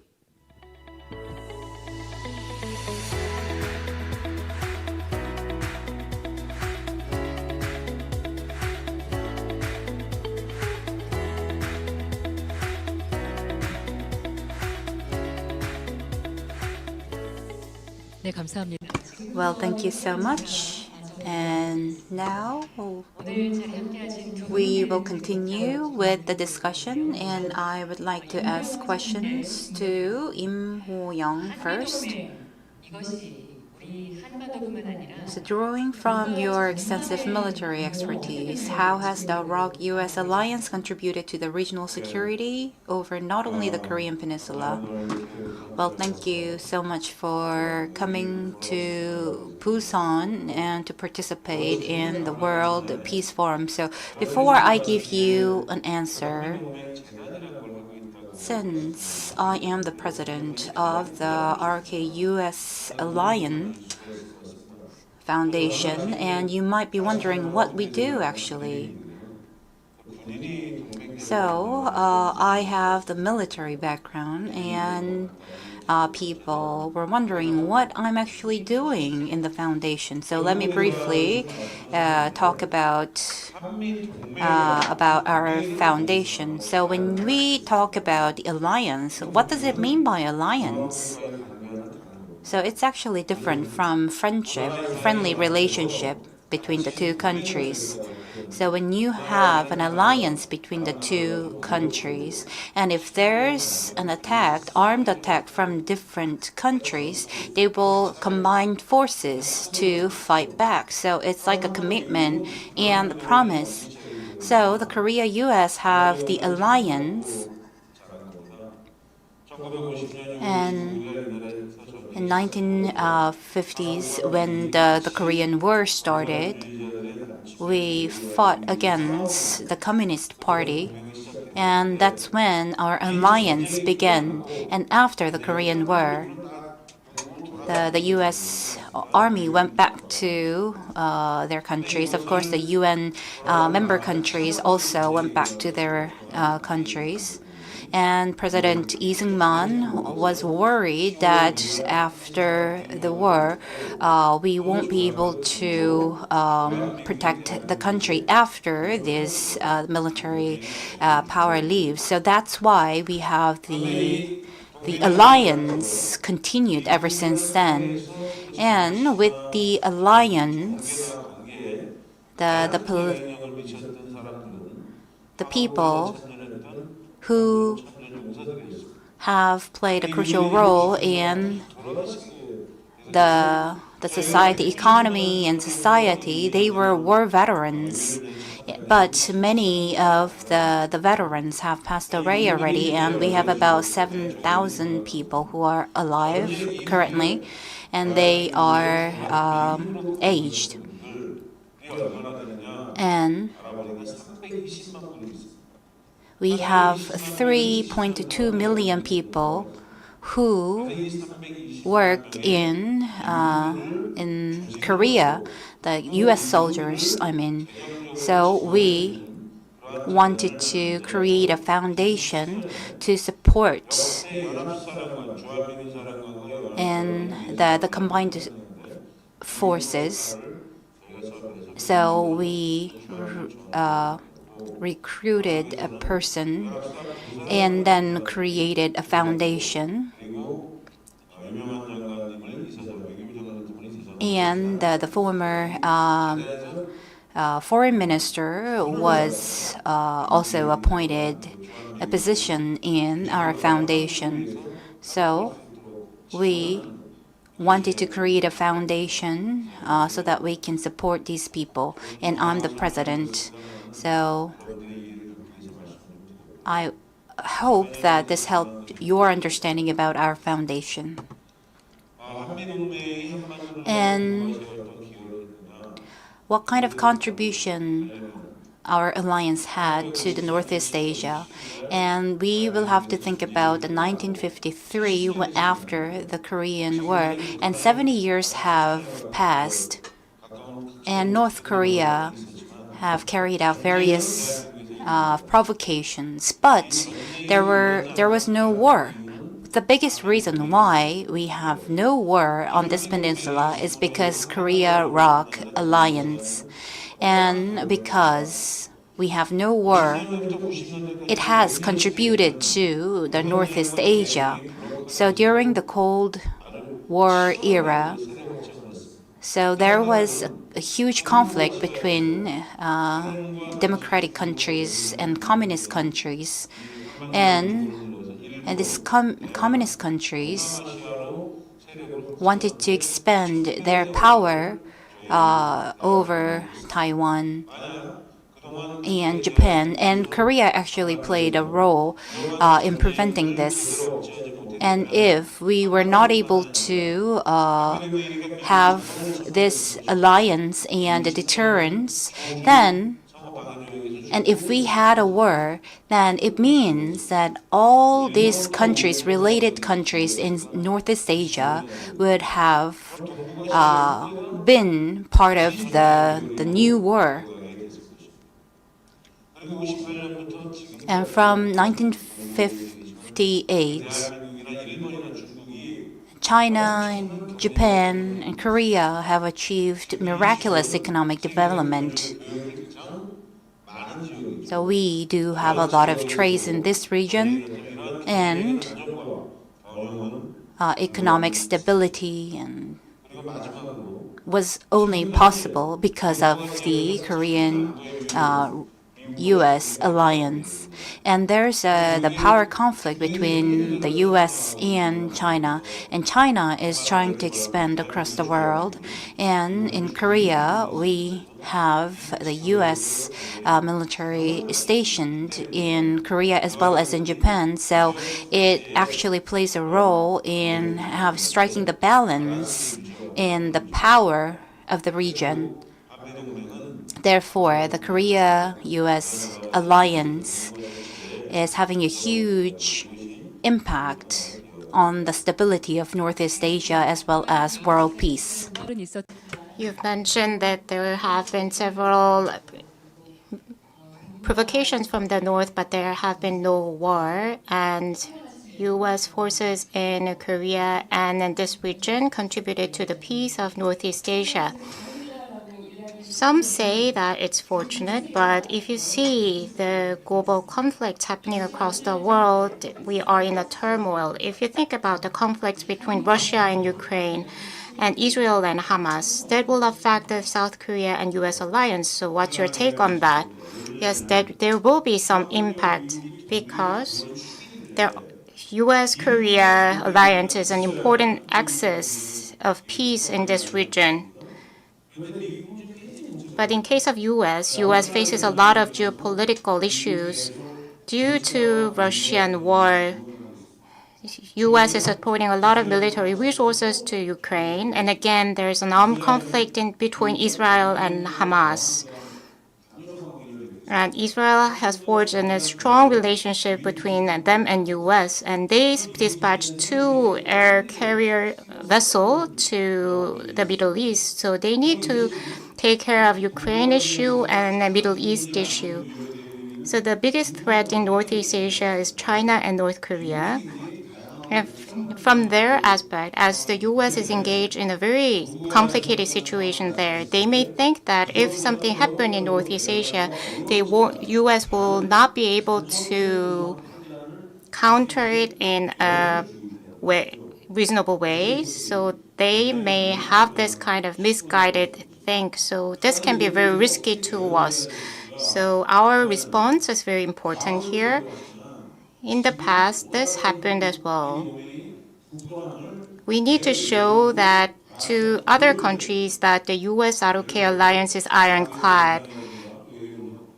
So the president of the two countries or ministers of defense from each country can show that our alliance is strong. And we have a military joint drill. And again, we can show to the world that we are having this military capability together. So whenever the other country want to threaten in a military way, then we can show them a signal that we are strong. And lastly, if you have a comprehensive look at the situation, if you see the Korean Peninsula issue and Japanese Senkaku issue and Taiwan issue, from the U.S. perspective, they see it as one problem. So we have Korea, Japan, China, Taiwan, and together with the U.S. allies here in Northeast Asia, we can forge a security group here, and we need to make that efforts in going forward. So you mentioned about Russia and Ukraine war and Israel and Hamas war because the U.S. engaged in two fronts as well, so they face a really challenging situation. So in order to prevent China and North Korea from being misguided in this situation, you mentioned that we need to show that our alliance is ironclad. Let's focus on Busan now. Busan is the biggest port city in Korea, and we have the world's only UN memorial cemetery. And Busan played an important role in our K-US alliance. So how do you characterize Busan's role in the ROK-US alliance? Busan is an important and meaningful city. In going forward, I think UN troop will not be formed again. So the only UN troop engagement in the peace building effort would be in Korea, and it will be the last case.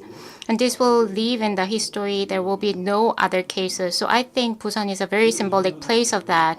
If you think about Busan, you can see past, present, and future. When the Korean War was there, Busan played like a last bastion of Korea. We played as a capital city during the Korean War, and more than 1 million people fled to Busan to build their livelihood here. Busan could serve as an important place during the Korean War, and Busan supported the Korean people who fled here to go back to their hometown after the Korean War. And Busan could survive throughout the Korean War and built upon that intact capability. And that gave the possibility to the Republic of Korea to rise again after the ashes of war.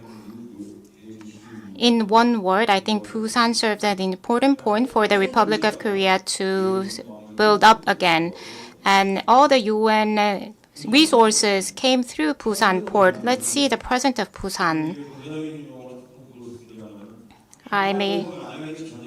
If there is another war in the Korean Peninsula, there's a plan for the UN and US military forces to support Busan. And the military resources are stored in Busan. And Busan port will serve as an important logistic point for the military resources. So this is the place where we are going to support all the military resources from here throughout Korea. There was a Navy vessel stationed in Mokpo, but as you know, that moved to Busan. As you know, all the military air carrier vessels and so on will have to embark in Busan. And Busan is playing a very important role for the stability of the Korean Peninsula. Let's say the future of Busan, this goes the same. This system and this institution will not change as long as the Republic of Korea is in this geopolitical situation. Busan will play an important role in terms of military field and in terms of military resources. So the importance of Busan will grow. Therefore, unlike the Korean War time, Busan should prepare for more complex geopolitical situation. During the Korean War, the military capability was weak compared to now, but now we are different. And the value of Busan in terms of military strategic importance and resources will only grow in the future, and I think Busan will have to prepare for that. So Busan played a crucial role in the time of difficulties during the Korean War, and it has a very great meaning in terms of strategy. And what about the future direction of the ROK-US alliance? So I mentioned about the definition of alliance, and for economic reason, and if we break this economic commitment, then we will just lose some money. But however, this alliance is about the safety of people, lives of people. So when we think about this issue, so NATO and Japan are alliance, but during the Second World War, Germany and Japan, for example. So right now, the alliance that we have may break in the future if our interests do not align. So the confidence and trust of these two different countries and the interests of these two countries have to meet. So what the U.S. wants is very clear. It's an Indo-Pacific strategy, so that the U.S. want us to participate in the strategy and also participate in trilateral agreement between Japan, Korea, and the U.S. So what Korea wants, so we want the clear deterrence from the U.S., the North Korea's nuclear threats. So we have these two different interests and purposes, and we have to work together to meet these two purposes. Only when we can achieve that, we can have a better alliance.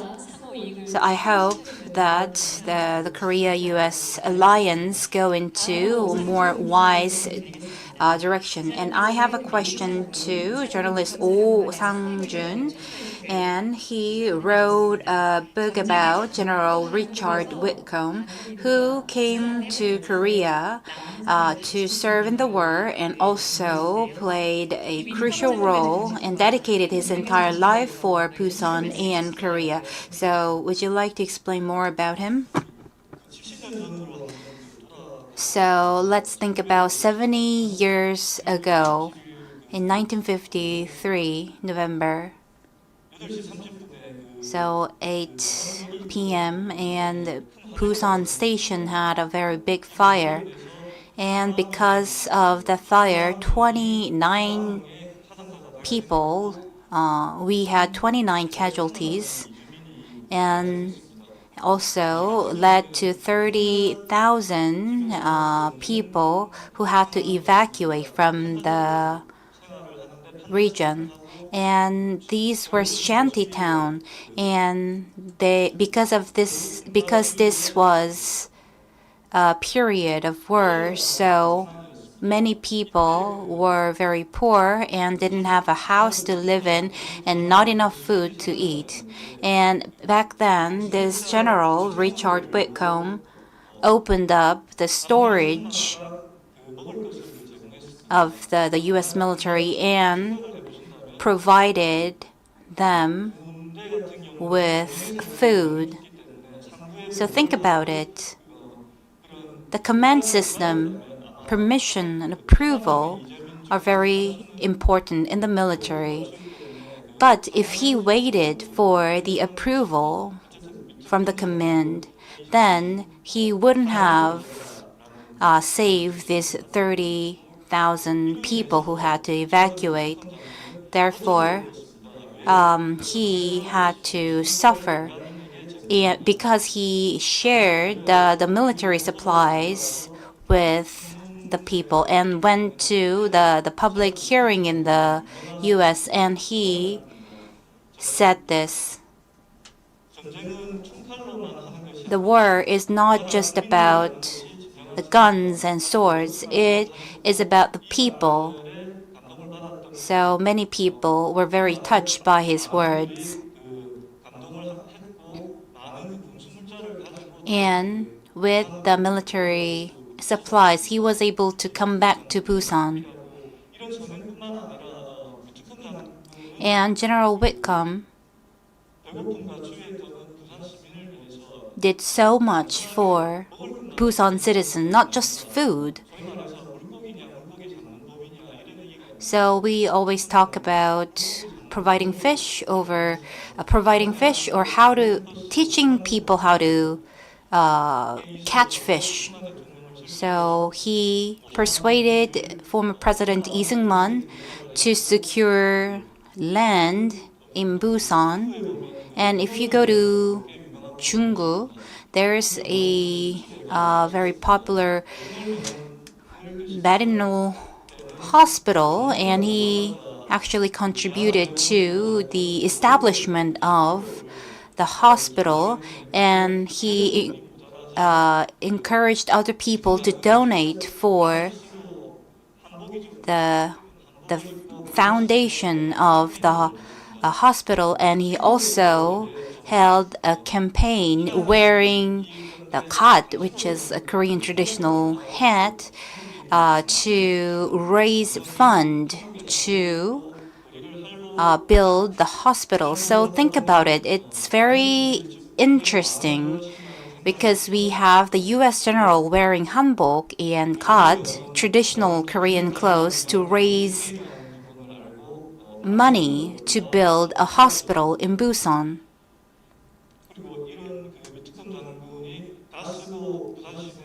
And General Whitcomb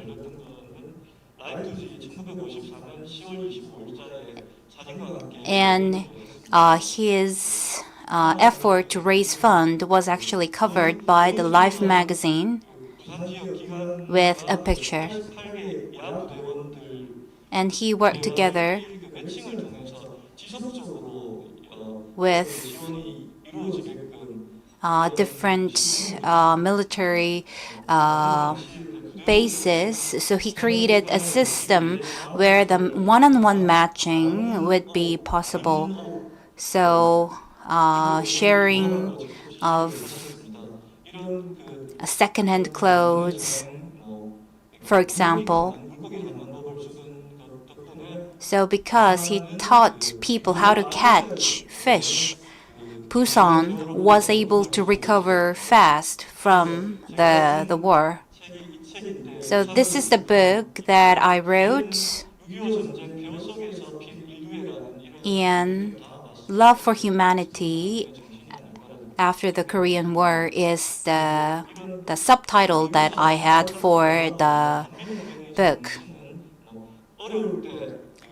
So our alliance between Korea and the US, I think it has to do a lot with teaching us, providing us with the vision and dreams to recover from the Korean War. So it's all about the win-win and solidarity. Thank you for your comments. So General Whitcomb mentioned that the war is not only fought with sword, but with the people. Thanks to the vision that General Whitcomb had, that laid the foundation for the ROC-US alliance. Lastly, for Busan to rise as a world peace center, from the perspective of journalists and from the perspective of citizens of Busan, what do you have in mind? As you mentioned, Busan has the world's only UN memorial cemetery. We have a record about war and peace, and I think Busan will have to cherish that record. If you visit the UN Memorial Cemetery, you can see many veterans are buried there. By watching that, we will be able to remind ourselves the value of peace. And for us as a Busan citizen to remember General Whitcomb, we had a donation event where 18,000 Busan citizens donated around 10,000 won to build a statue to remember General Whitcomb. So it took around 300 billion won. It may be big or small, but all the contributions were made by Busan citizens, so I think it is very meaningful. And that statue will be able to symbolize the record of peace and war. And through that, I think Busan will take a step further as a global peace center. Thank you. So in memorial of General Whitcomb, I think we will have to remember him. This session, we listened valuable insight from experts commemorating the 70th anniversary of Korean War and U.S. ROC Alliance. We had U.S. Ambassador to Korea, Mr. Lim Ho-young, Chairman of U.S. ROK Alliance Foundation, as well as journalist Oh Sang-jun. We discussed the current state and importance of alliance and the role of Busan. I would like to thank you all. Please give them a big round of applause. Thank you.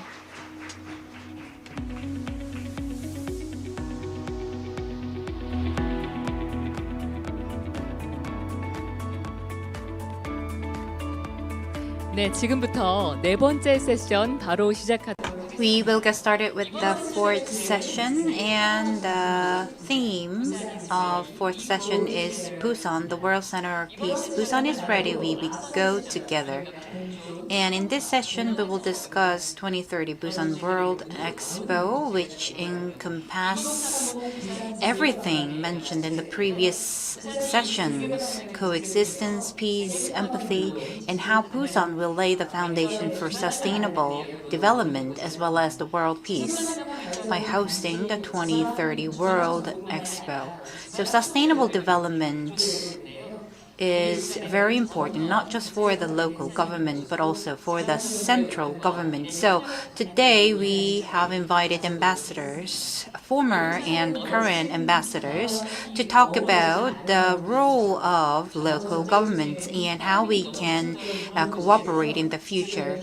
And as you know, Busan is a beautiful city and now is a port city, major port city with a huge transshipment cargo volume. And we are preparing to host the 2030 World Expo. And Busan is loved by many tourists and people across the world. And hopefully we can win the bid for 2030 Busan World Expo so that we can contribute to the sustainable development.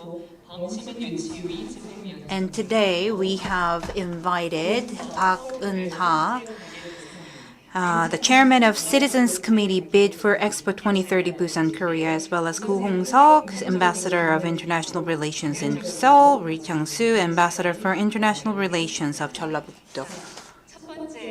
So the first question is a common question for everyone. So peace is not a solitary endeavor, but a collaborative endeavor. So meaning that many members of society have to have the empathy, the common ground among them. So my question is that what does sustainable peace look like? And what are some of the areas where the public and private sectors have to work together to achieve it? Hello, everyone. My name is Park Eun-ha. I used to be the former ambassador of international relations in Busan, and now I'm the chairman of Citizen Committee Bid for Expo 2030 Busan, Korea. And Mr. Koo Hong-seok is from Seoul, Seoul ambassador, and Yu Chang-soo is a Jeollabuk-do ambassador. And you might be wondering, what are they doing? So let me briefly talk about what we do as ambassadors, international relations ambassador. So two of the ambassadors are current ambassadors. I am the former ambassador. So based on the accumulated knowledge and expertise that we have, we try to contribute our experiences for, and the ambassadors served in Kazakhstan and Gabon previously, and they are working together with the local government so that they can become a global city. So we are actually contributing and helping the local governments to become a global city. And the question was about the sustainable development and peace, right? So peace have two definitions. One, without war, and the second definition would be more active definition, meaning that the pursuit of happiness, freedom can be secured. There's no source of conflict. So I think there are two types of peace. Sustainable peace would be the second definition, the more active sense of peace. So what do we have to do to achieve this sustainable development? We have to prevent the conflicts. And the first definition, of course, the security has to be maintained by the central government, the country itself. But addressing conflicts, I think it can be done by the local governments, citizens, all the entities and players in our society. The source of conflict, the imbalance, I think, is actually the source of conflict. So the imbalance between countries, regions, people, genders. In order to address this conflict, people wage war, go into war to address this conflict. So it's important to address this in advance and also create a common ground among the humanity. And of course, the environment issue is very important because it can be a source of conflict. For example, if we have a drought and there can be a conflict over a lake or water, and if we cannot prevent the pollution, then the world peace is meaningless because our habitat is destroyed. So we have to address this imbalance issue, address many sources of conflicts, and to preserve the environment. And I think that is our way forward. And I think the expo is very important, has a role to play. The first expo was first opened in 1951, and according to the declaration, the expo has to contribute to the global peace, world peace. And the reason why we're holding the expo is to share the technologies and knowledge for world peace. So for over 100 70 years, the Expo has been contributing to the world peace, and now we have the opportunity to contribute to world peace. And of course, it's important to prevent pollution, and the role of Expo is very important. 홍석 So I would like to ask a question to Mr. Gu Hong-seok, Sustainable Peace. What's your take on that?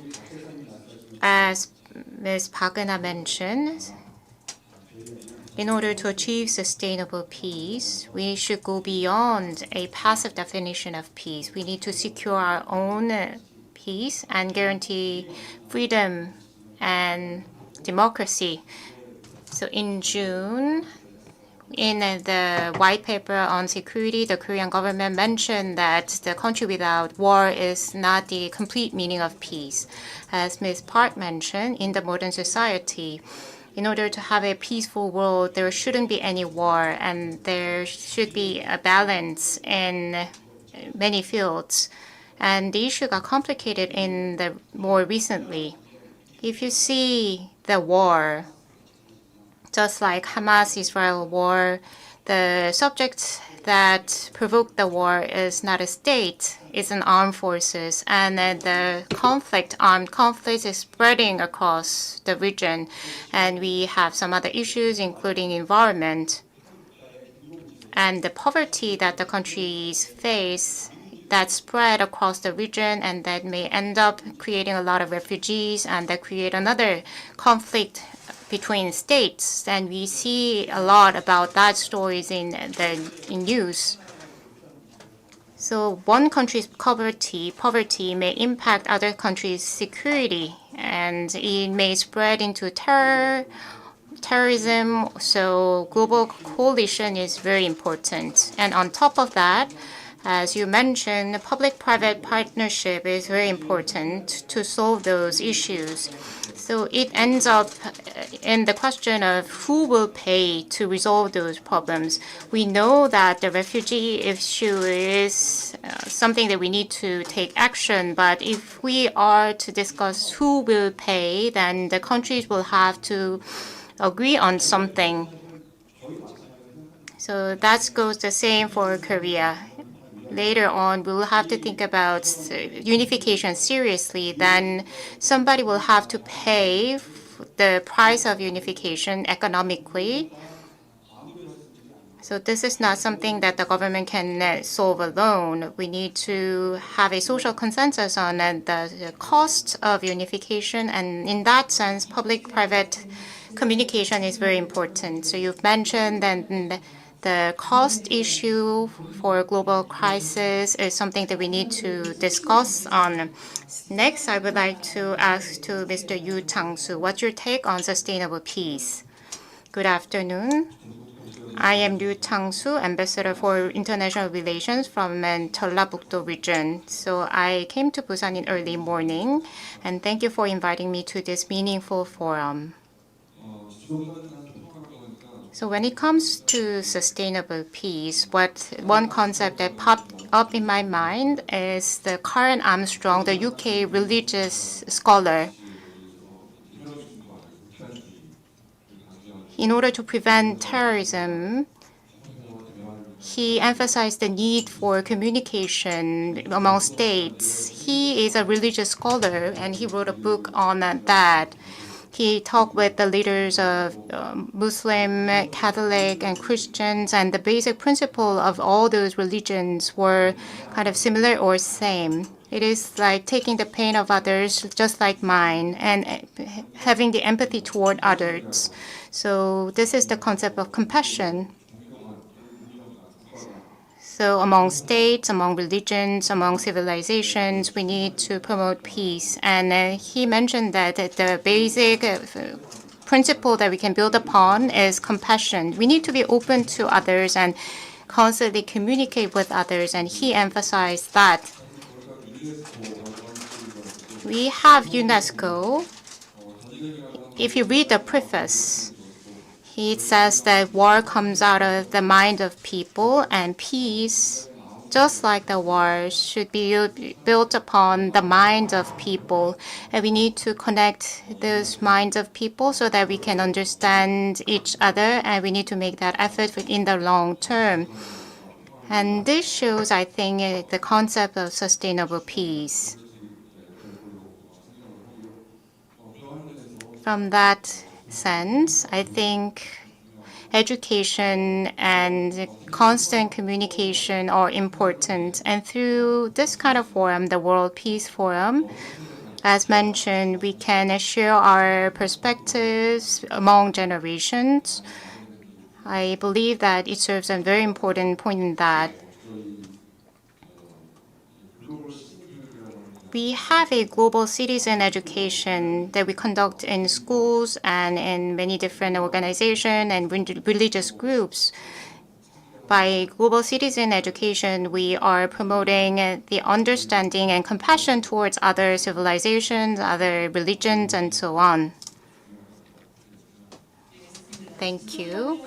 So for sustainable peace, we need to have an empathy, and to have an empathy, consistent communication is important, you've mentioned. So when it comes to World Expo 2030 Busan, we share the same vision. So among states will have to constantly communicate in order to achieve peace through communication. So what do you think is most attractive about the city of Busan to promote the value of peace and unification of the Korean peninsula? Then why Busan?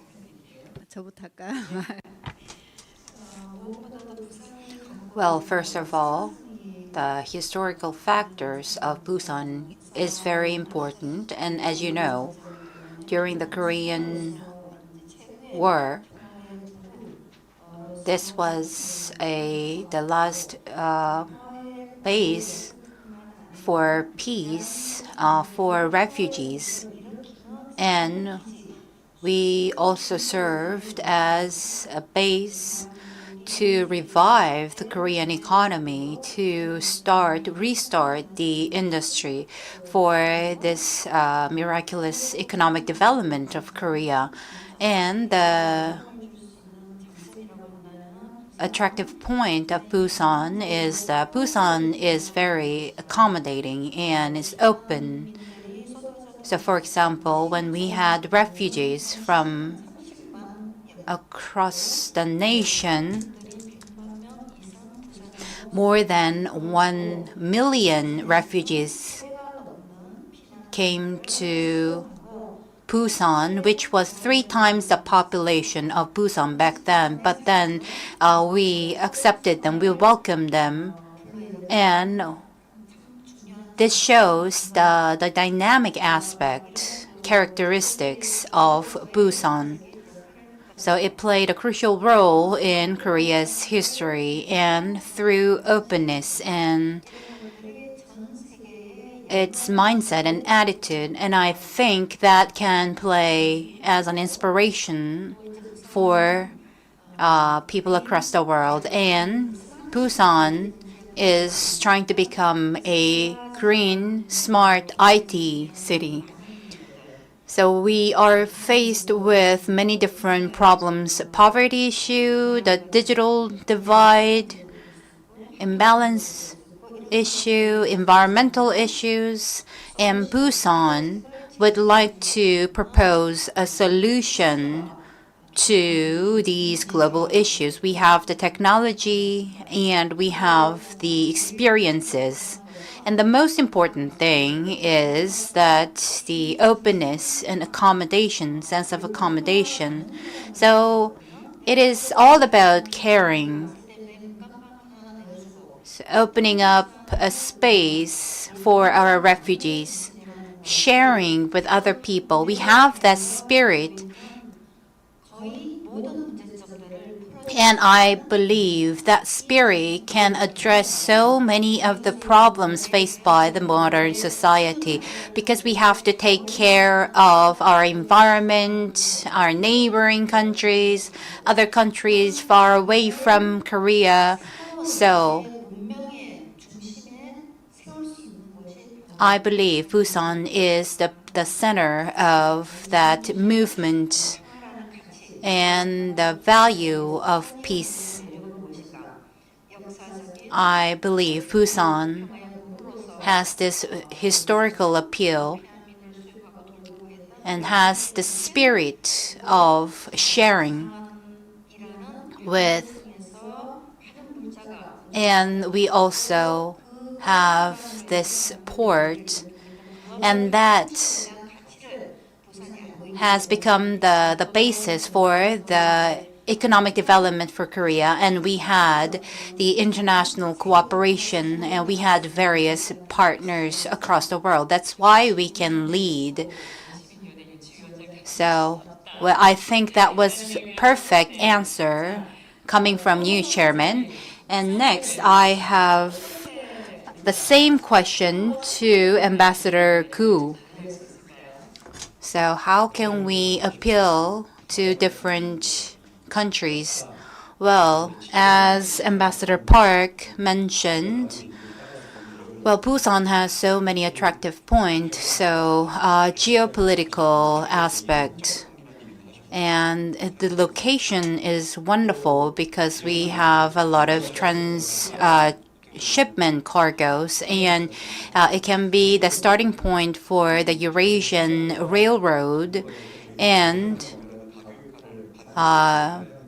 Korea has played a crucial role in connecting the ocean with the continent. So the connecting can be the key word.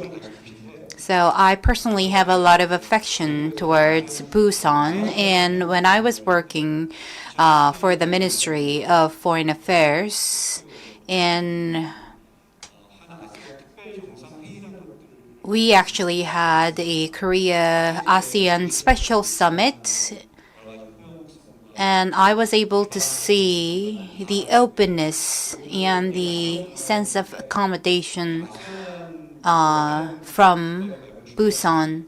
So ASEAN countries are very important, and I hear from the citizens of ASEAN countries that they feel very comfortable in this country. They feel like Korea or Busan is like a home. And we have so many foreign students coming to Busan to study here, for example, in Kazakhstan. And when they come to Busan, they actually fall in love with Busan because they don't have the ocean nearby in Kazakhstan.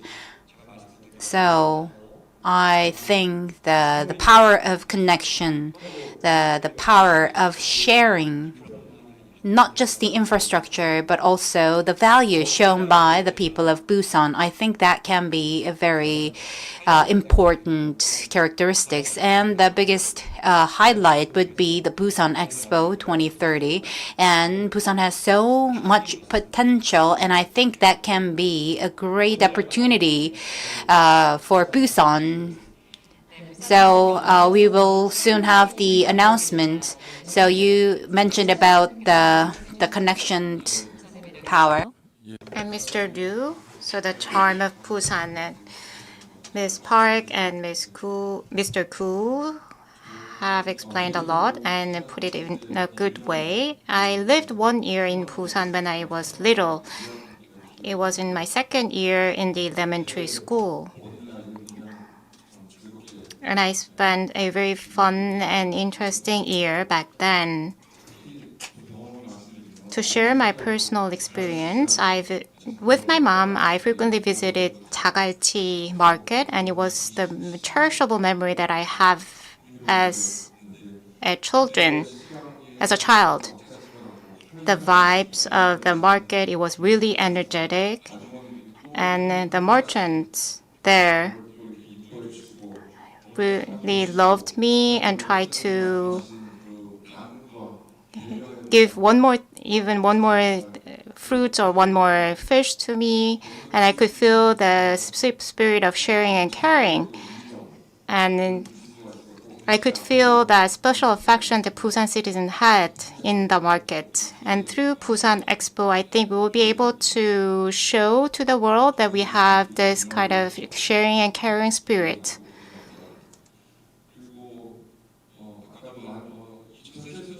In session 3, many panelists stressed the importance of UN Memorial Cemetery.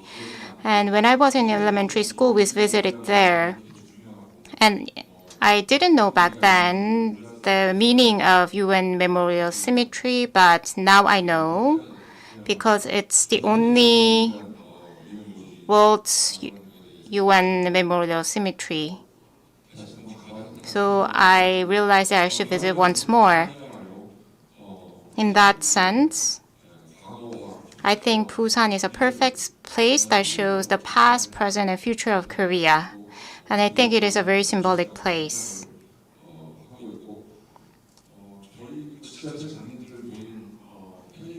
Whenever I visit a meeting with municipal government leaders, people say that Busan is a place that shows the characteristics of Korea. And today, I feel that Busan is a representative city that shows the many different faces of Korea. And soon, the World 2030 Expo place will be selected, and I have high hopes. After listening to the three panelists' comments, I feel very proud of Busan. So I hope that the 2030 World Expo will be hosted here in Busan. So next, I would like to ask my question to Ms. Park Eun-ha. Nowadays, before you served as a former ambassador for international relations of Busan City and is currently the executive committee chairperson of Citizen Bid for Expo 2030. And the results will finally come out on November 28th. It makes me really nervous. And you said that the voluntary participation and enthusiasm of civil society is very important. So in what way?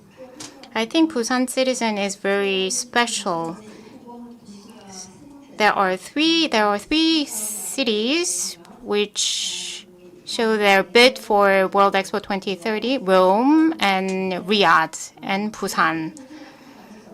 And the three cities have different characteristics. Riyadh is located in the middle of desert. And it's like a new city being created out of a barren desert. And Rome, you know, they have 2,000 years of history. So historically, they have abundant cultural content, and it's a world-famous tourist destination.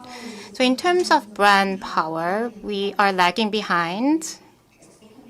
And while doing the Expo campaign, many people concerned about our brand power because everyone knows about Rome, everyone knows about Riyadh, but people didn't know well about Busan. But now, Busan has become very popular in just 1 year because the Korean government and municipal government, Busan citizens and companies promoted Busan across the world.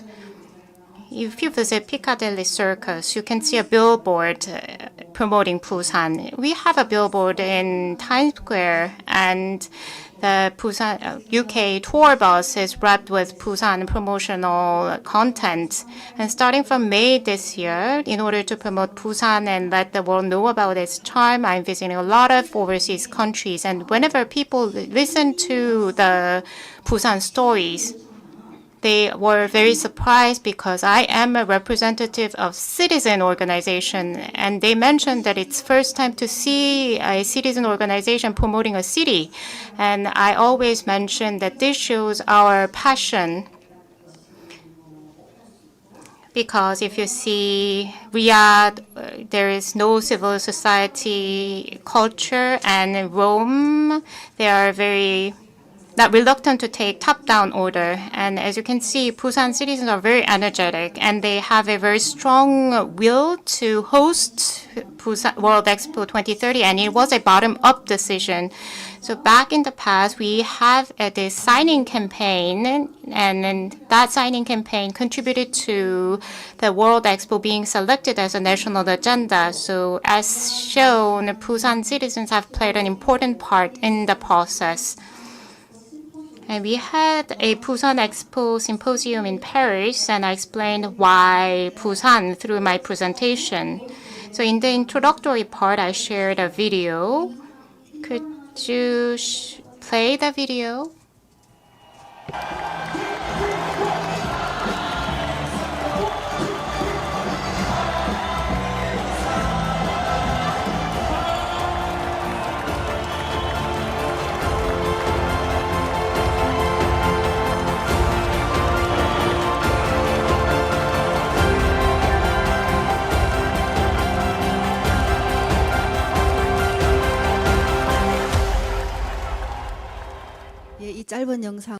So I shared this content to the representative of 181 cities and mentioned that, as you can see, Busan citizens are very passionate about hosting World Expo 2030 Busan, and I persuaded them that if we host the expo, then you will be able to feel the energy of these people in 20 or 30 times bigger.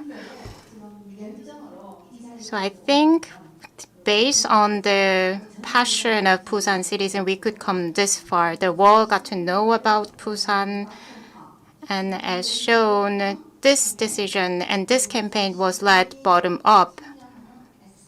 And this is an expo participated by Busan citizens. I think this is the secret. This will be the secret to the successful World Expo 2030. And the BIE and the leaders of 181 countries mentioned that if Busan is selected, it's all thanks to the passionate Busan citizens. As shown, Busan citizens have great passion toward hosting it, so I will believe in it. And throughout the world, K-content is very popular. So while preparing for the 2030 Busan World Expo, do you feel the power of global phenomenon of Hallyu? And next question. And I would like to know how Hallyu has helped you to promote Busan. Well, in fact, I am actually very surprised to visit some of the countries such as Cuba. We don't have a lot of relationship or exchanges between the two countries, but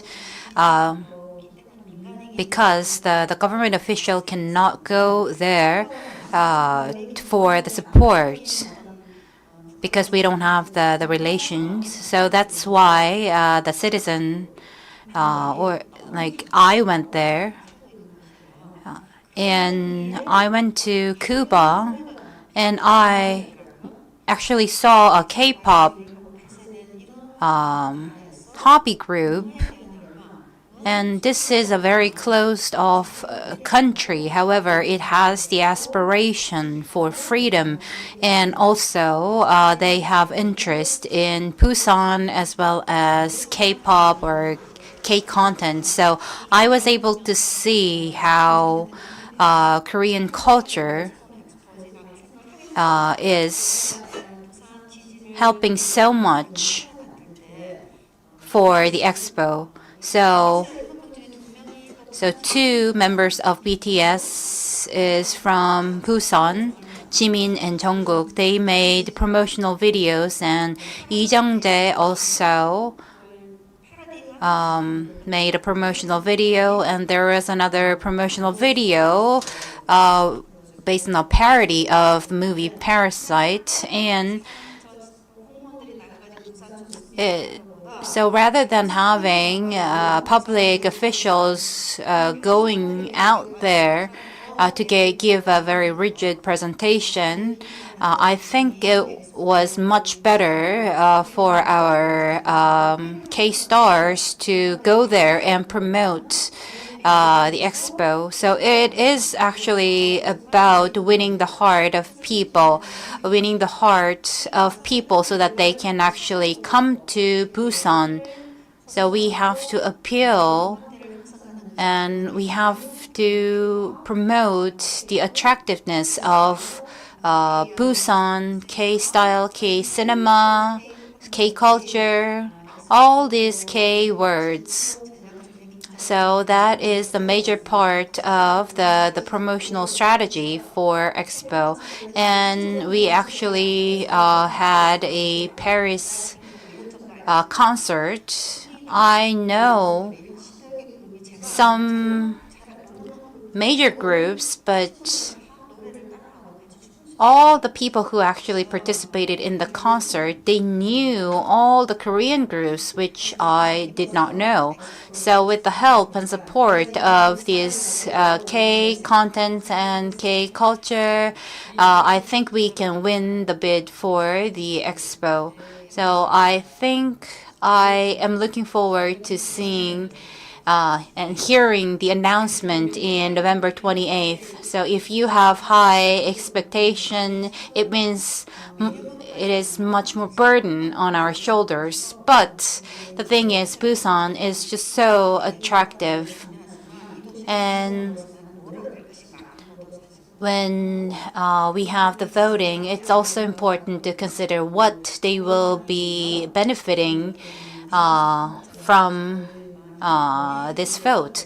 But Saudi Arabia has a lot of oil money. So our strategy is to go for our attractive point. And next, I have question to Ambassador Koo. So today's forum is World Peace Forum, and Seoul has many different projects related to peace and the reunification. And what kind of project are you carrying out in Seoul? Probably you already know the South and North Korean relationship is not going well these days. And it's important to continue on with the project so that we can have the common ground. And also the North Korean defectors, we have a program to support the settlement of North Korean defectors, and that is kind of a preliminary unification between the two Koreas. So I think it's important to help them so that they can settle very well.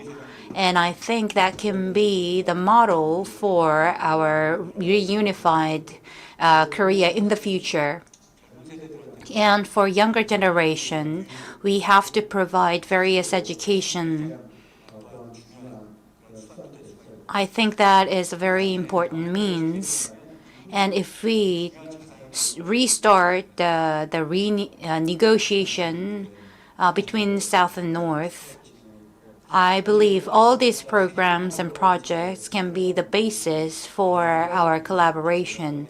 And with the forum, I think this forum is very important.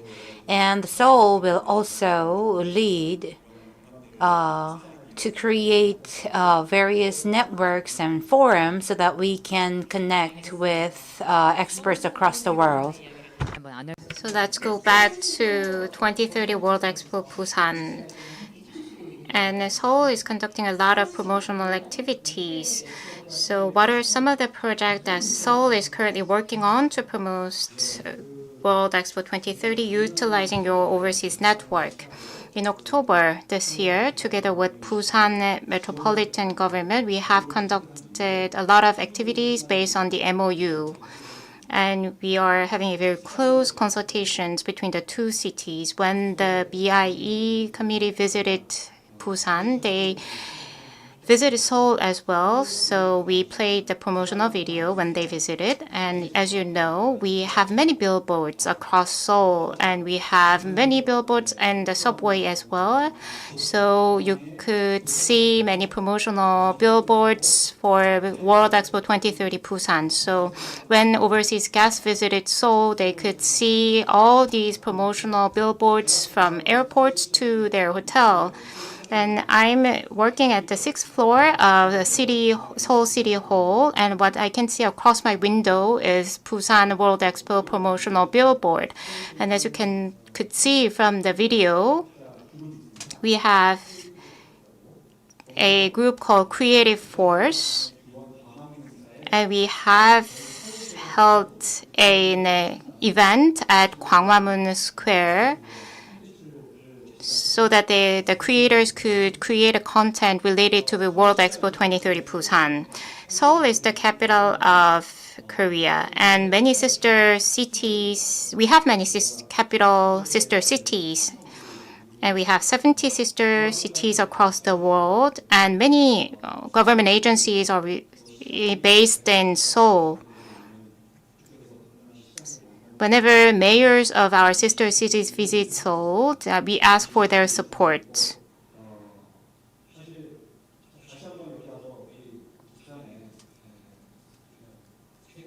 As I am here today in Busan, I could once again see the enthusiasm of Busan, so the decision will be made soon.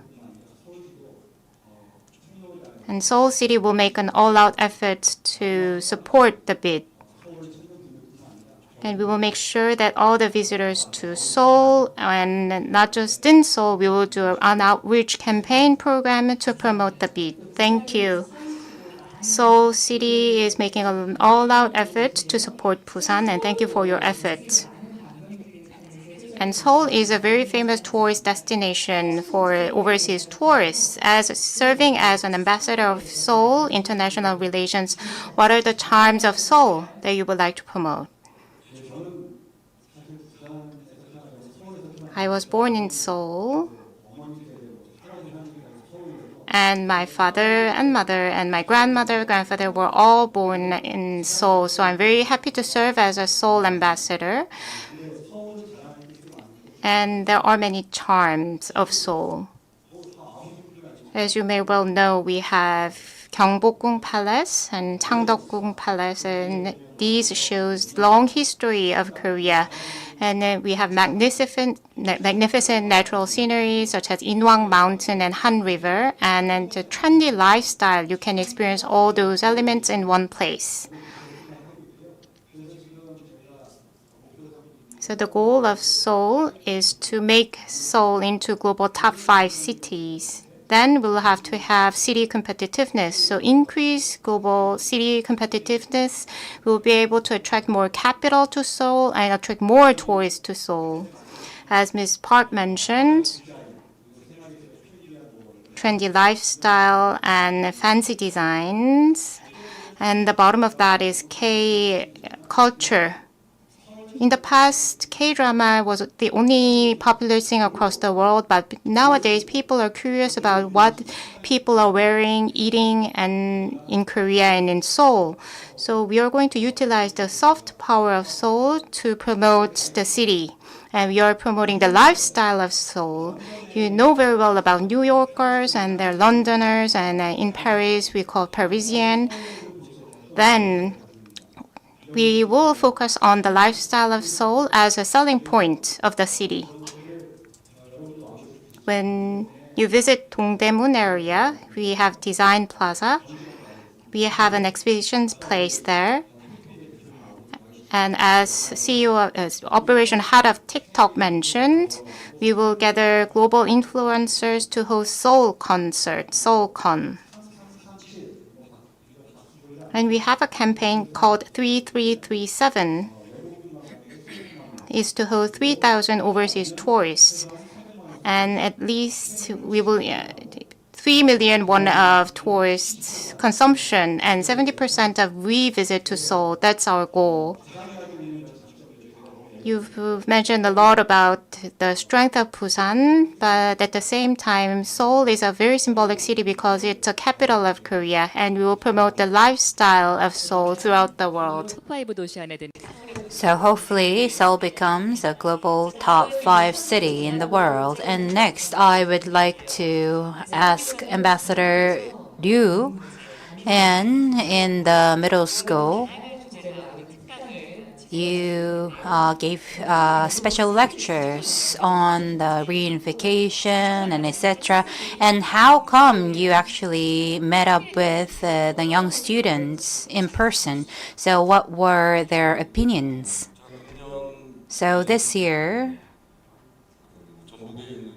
I went to a middle school in Jeonbuk province. I went to 3 middle schools. And with the title, the diplomacy with the perspective of diplomat. So I gave a presentation to our teenagers. So from 2005, the Ministry of Foreign Affairs have been holding these events, and the public response was very good. So 650 schools applied for the lecture, and for the local schools, the ambassadors of international relations are actually participating to give such lectures.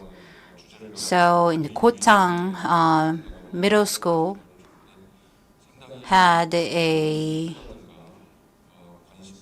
UN meeting for students, and I thought that the level of their discussion was really good. And the reason why I think the response was so good from the public is because the demand for such training and education is going up, but the Korean society is still so focused on competition and getting a job. So I think the students are also interested in this topic to become a global citizen. So I was able to feel how interested they were in this topic through the lecture that I gave.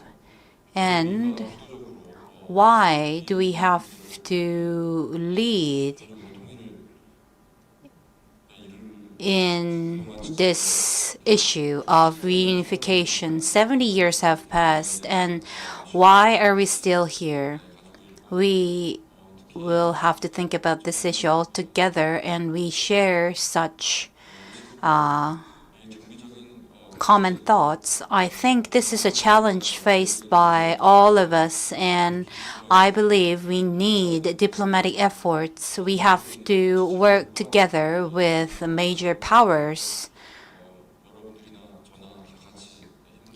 And everyone, the current generation and future generation, me and you and everyone have to work together. And the province, what kind of projects or programs do you carry out for peace and reunification? So Jeollabuk-do province carry out various programs to contribute to the world peace and unification. And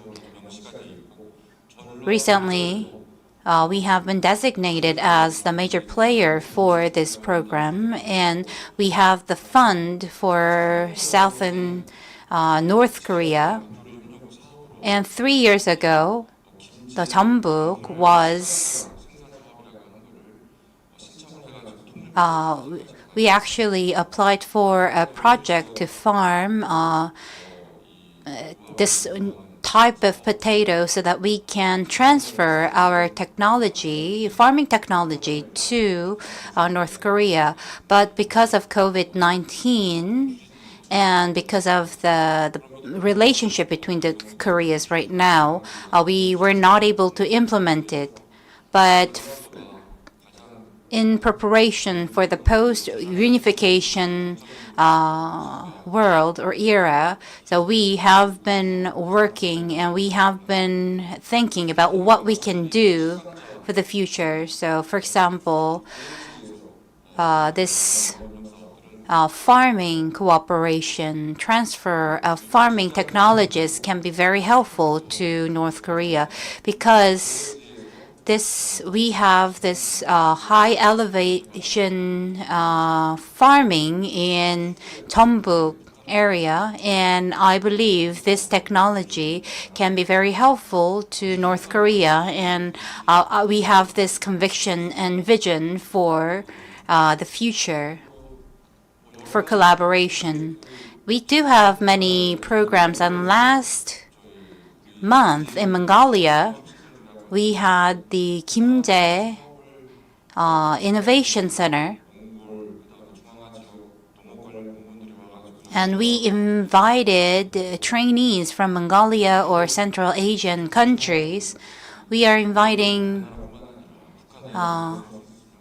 so many people for this program, but then I was thinking that maybe we can invite North Koreans to transfer this technologies. Do we have any question from the floor? We will now open the floor. Hello, everyone. Well, thank you so much for your presentation, and I have a question to Chairman Park. And you talked about the active peace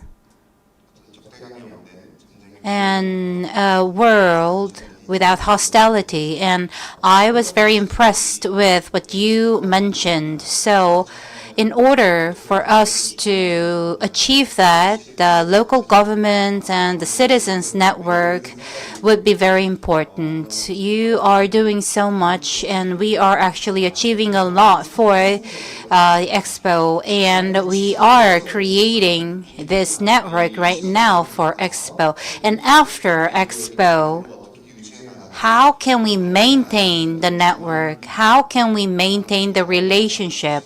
And I think that is the challenge that we have to consider as well. So I was wondering about the Busan metropolitan city. What kind of task do we still have for maintaining of such network? So in the process of promoting the bid for World Expo, we had established a plan for the next 7 years, and we believe it's an ongoing process. So the 2-year period of doing the campaign, we have built a stronger relations with other cities, and we built a very strong network. And we signed a sister city agreement with many other cities across the world. And based on that, I believe that in November 28, we will be selected as the World Expo. Once we become the host of World Expo 2030, we'll have to further strengthen the network. And we have begun a Busan initiative, and we selected 7 major issues in order to do further cooperation with other cities. And that's led by the government as well as municipal governments of overseas cities. And we are going to collaborate together with them. That includes digital, public health, climate change, and other areas for cooperation.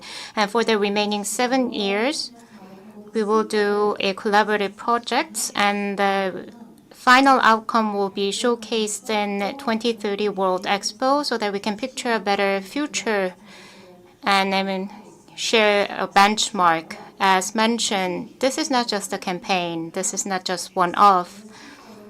It will be sustained as the efforts to host World Expo, and we will make sure that it will lay the foundation for transition for the humanity. Thank you once again for your insight, and let's take a photo together.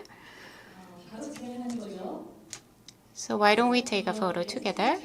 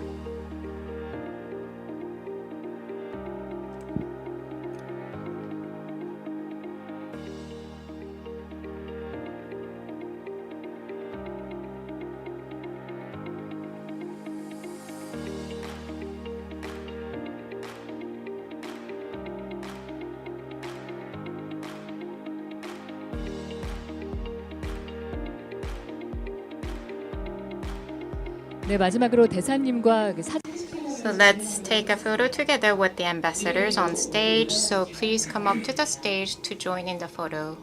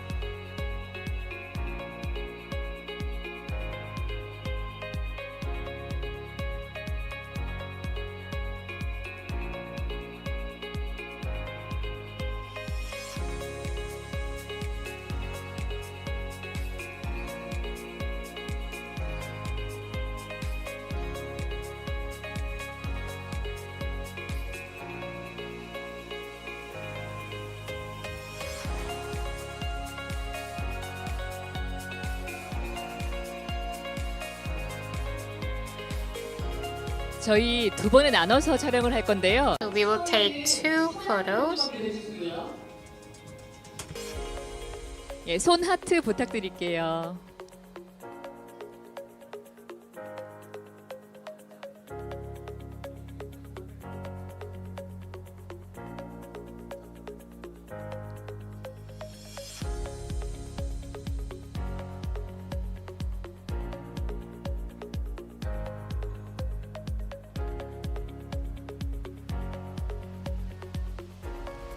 네, 촬영하겠습니다. 네, 잠시만요.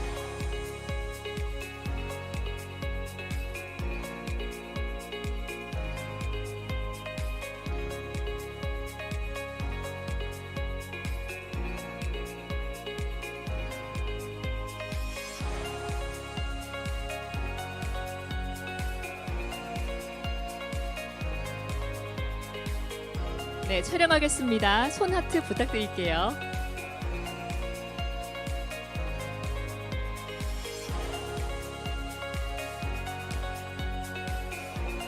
하나, 둘, 셋.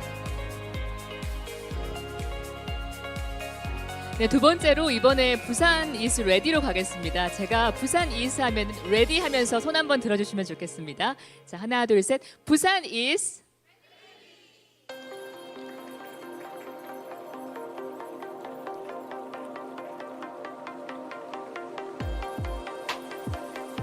고맙습니다.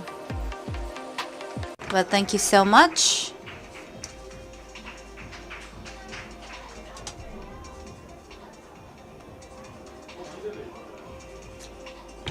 네, 지금까지 공존과 평화, 공감. Well, this concludes everything for the World Peace Forum, and we have invited various experts. We had presentations and discussions. I think it was very meaningful, and I hope that many of your questions are answered here today at the forum, and I hope that we can achieve a sustainable development based on the Busan 2030 Expo. So now we will conclude everything for World Peace Forum. So thank you so much for your participation. So, ladies and gentlemen, thank you very much.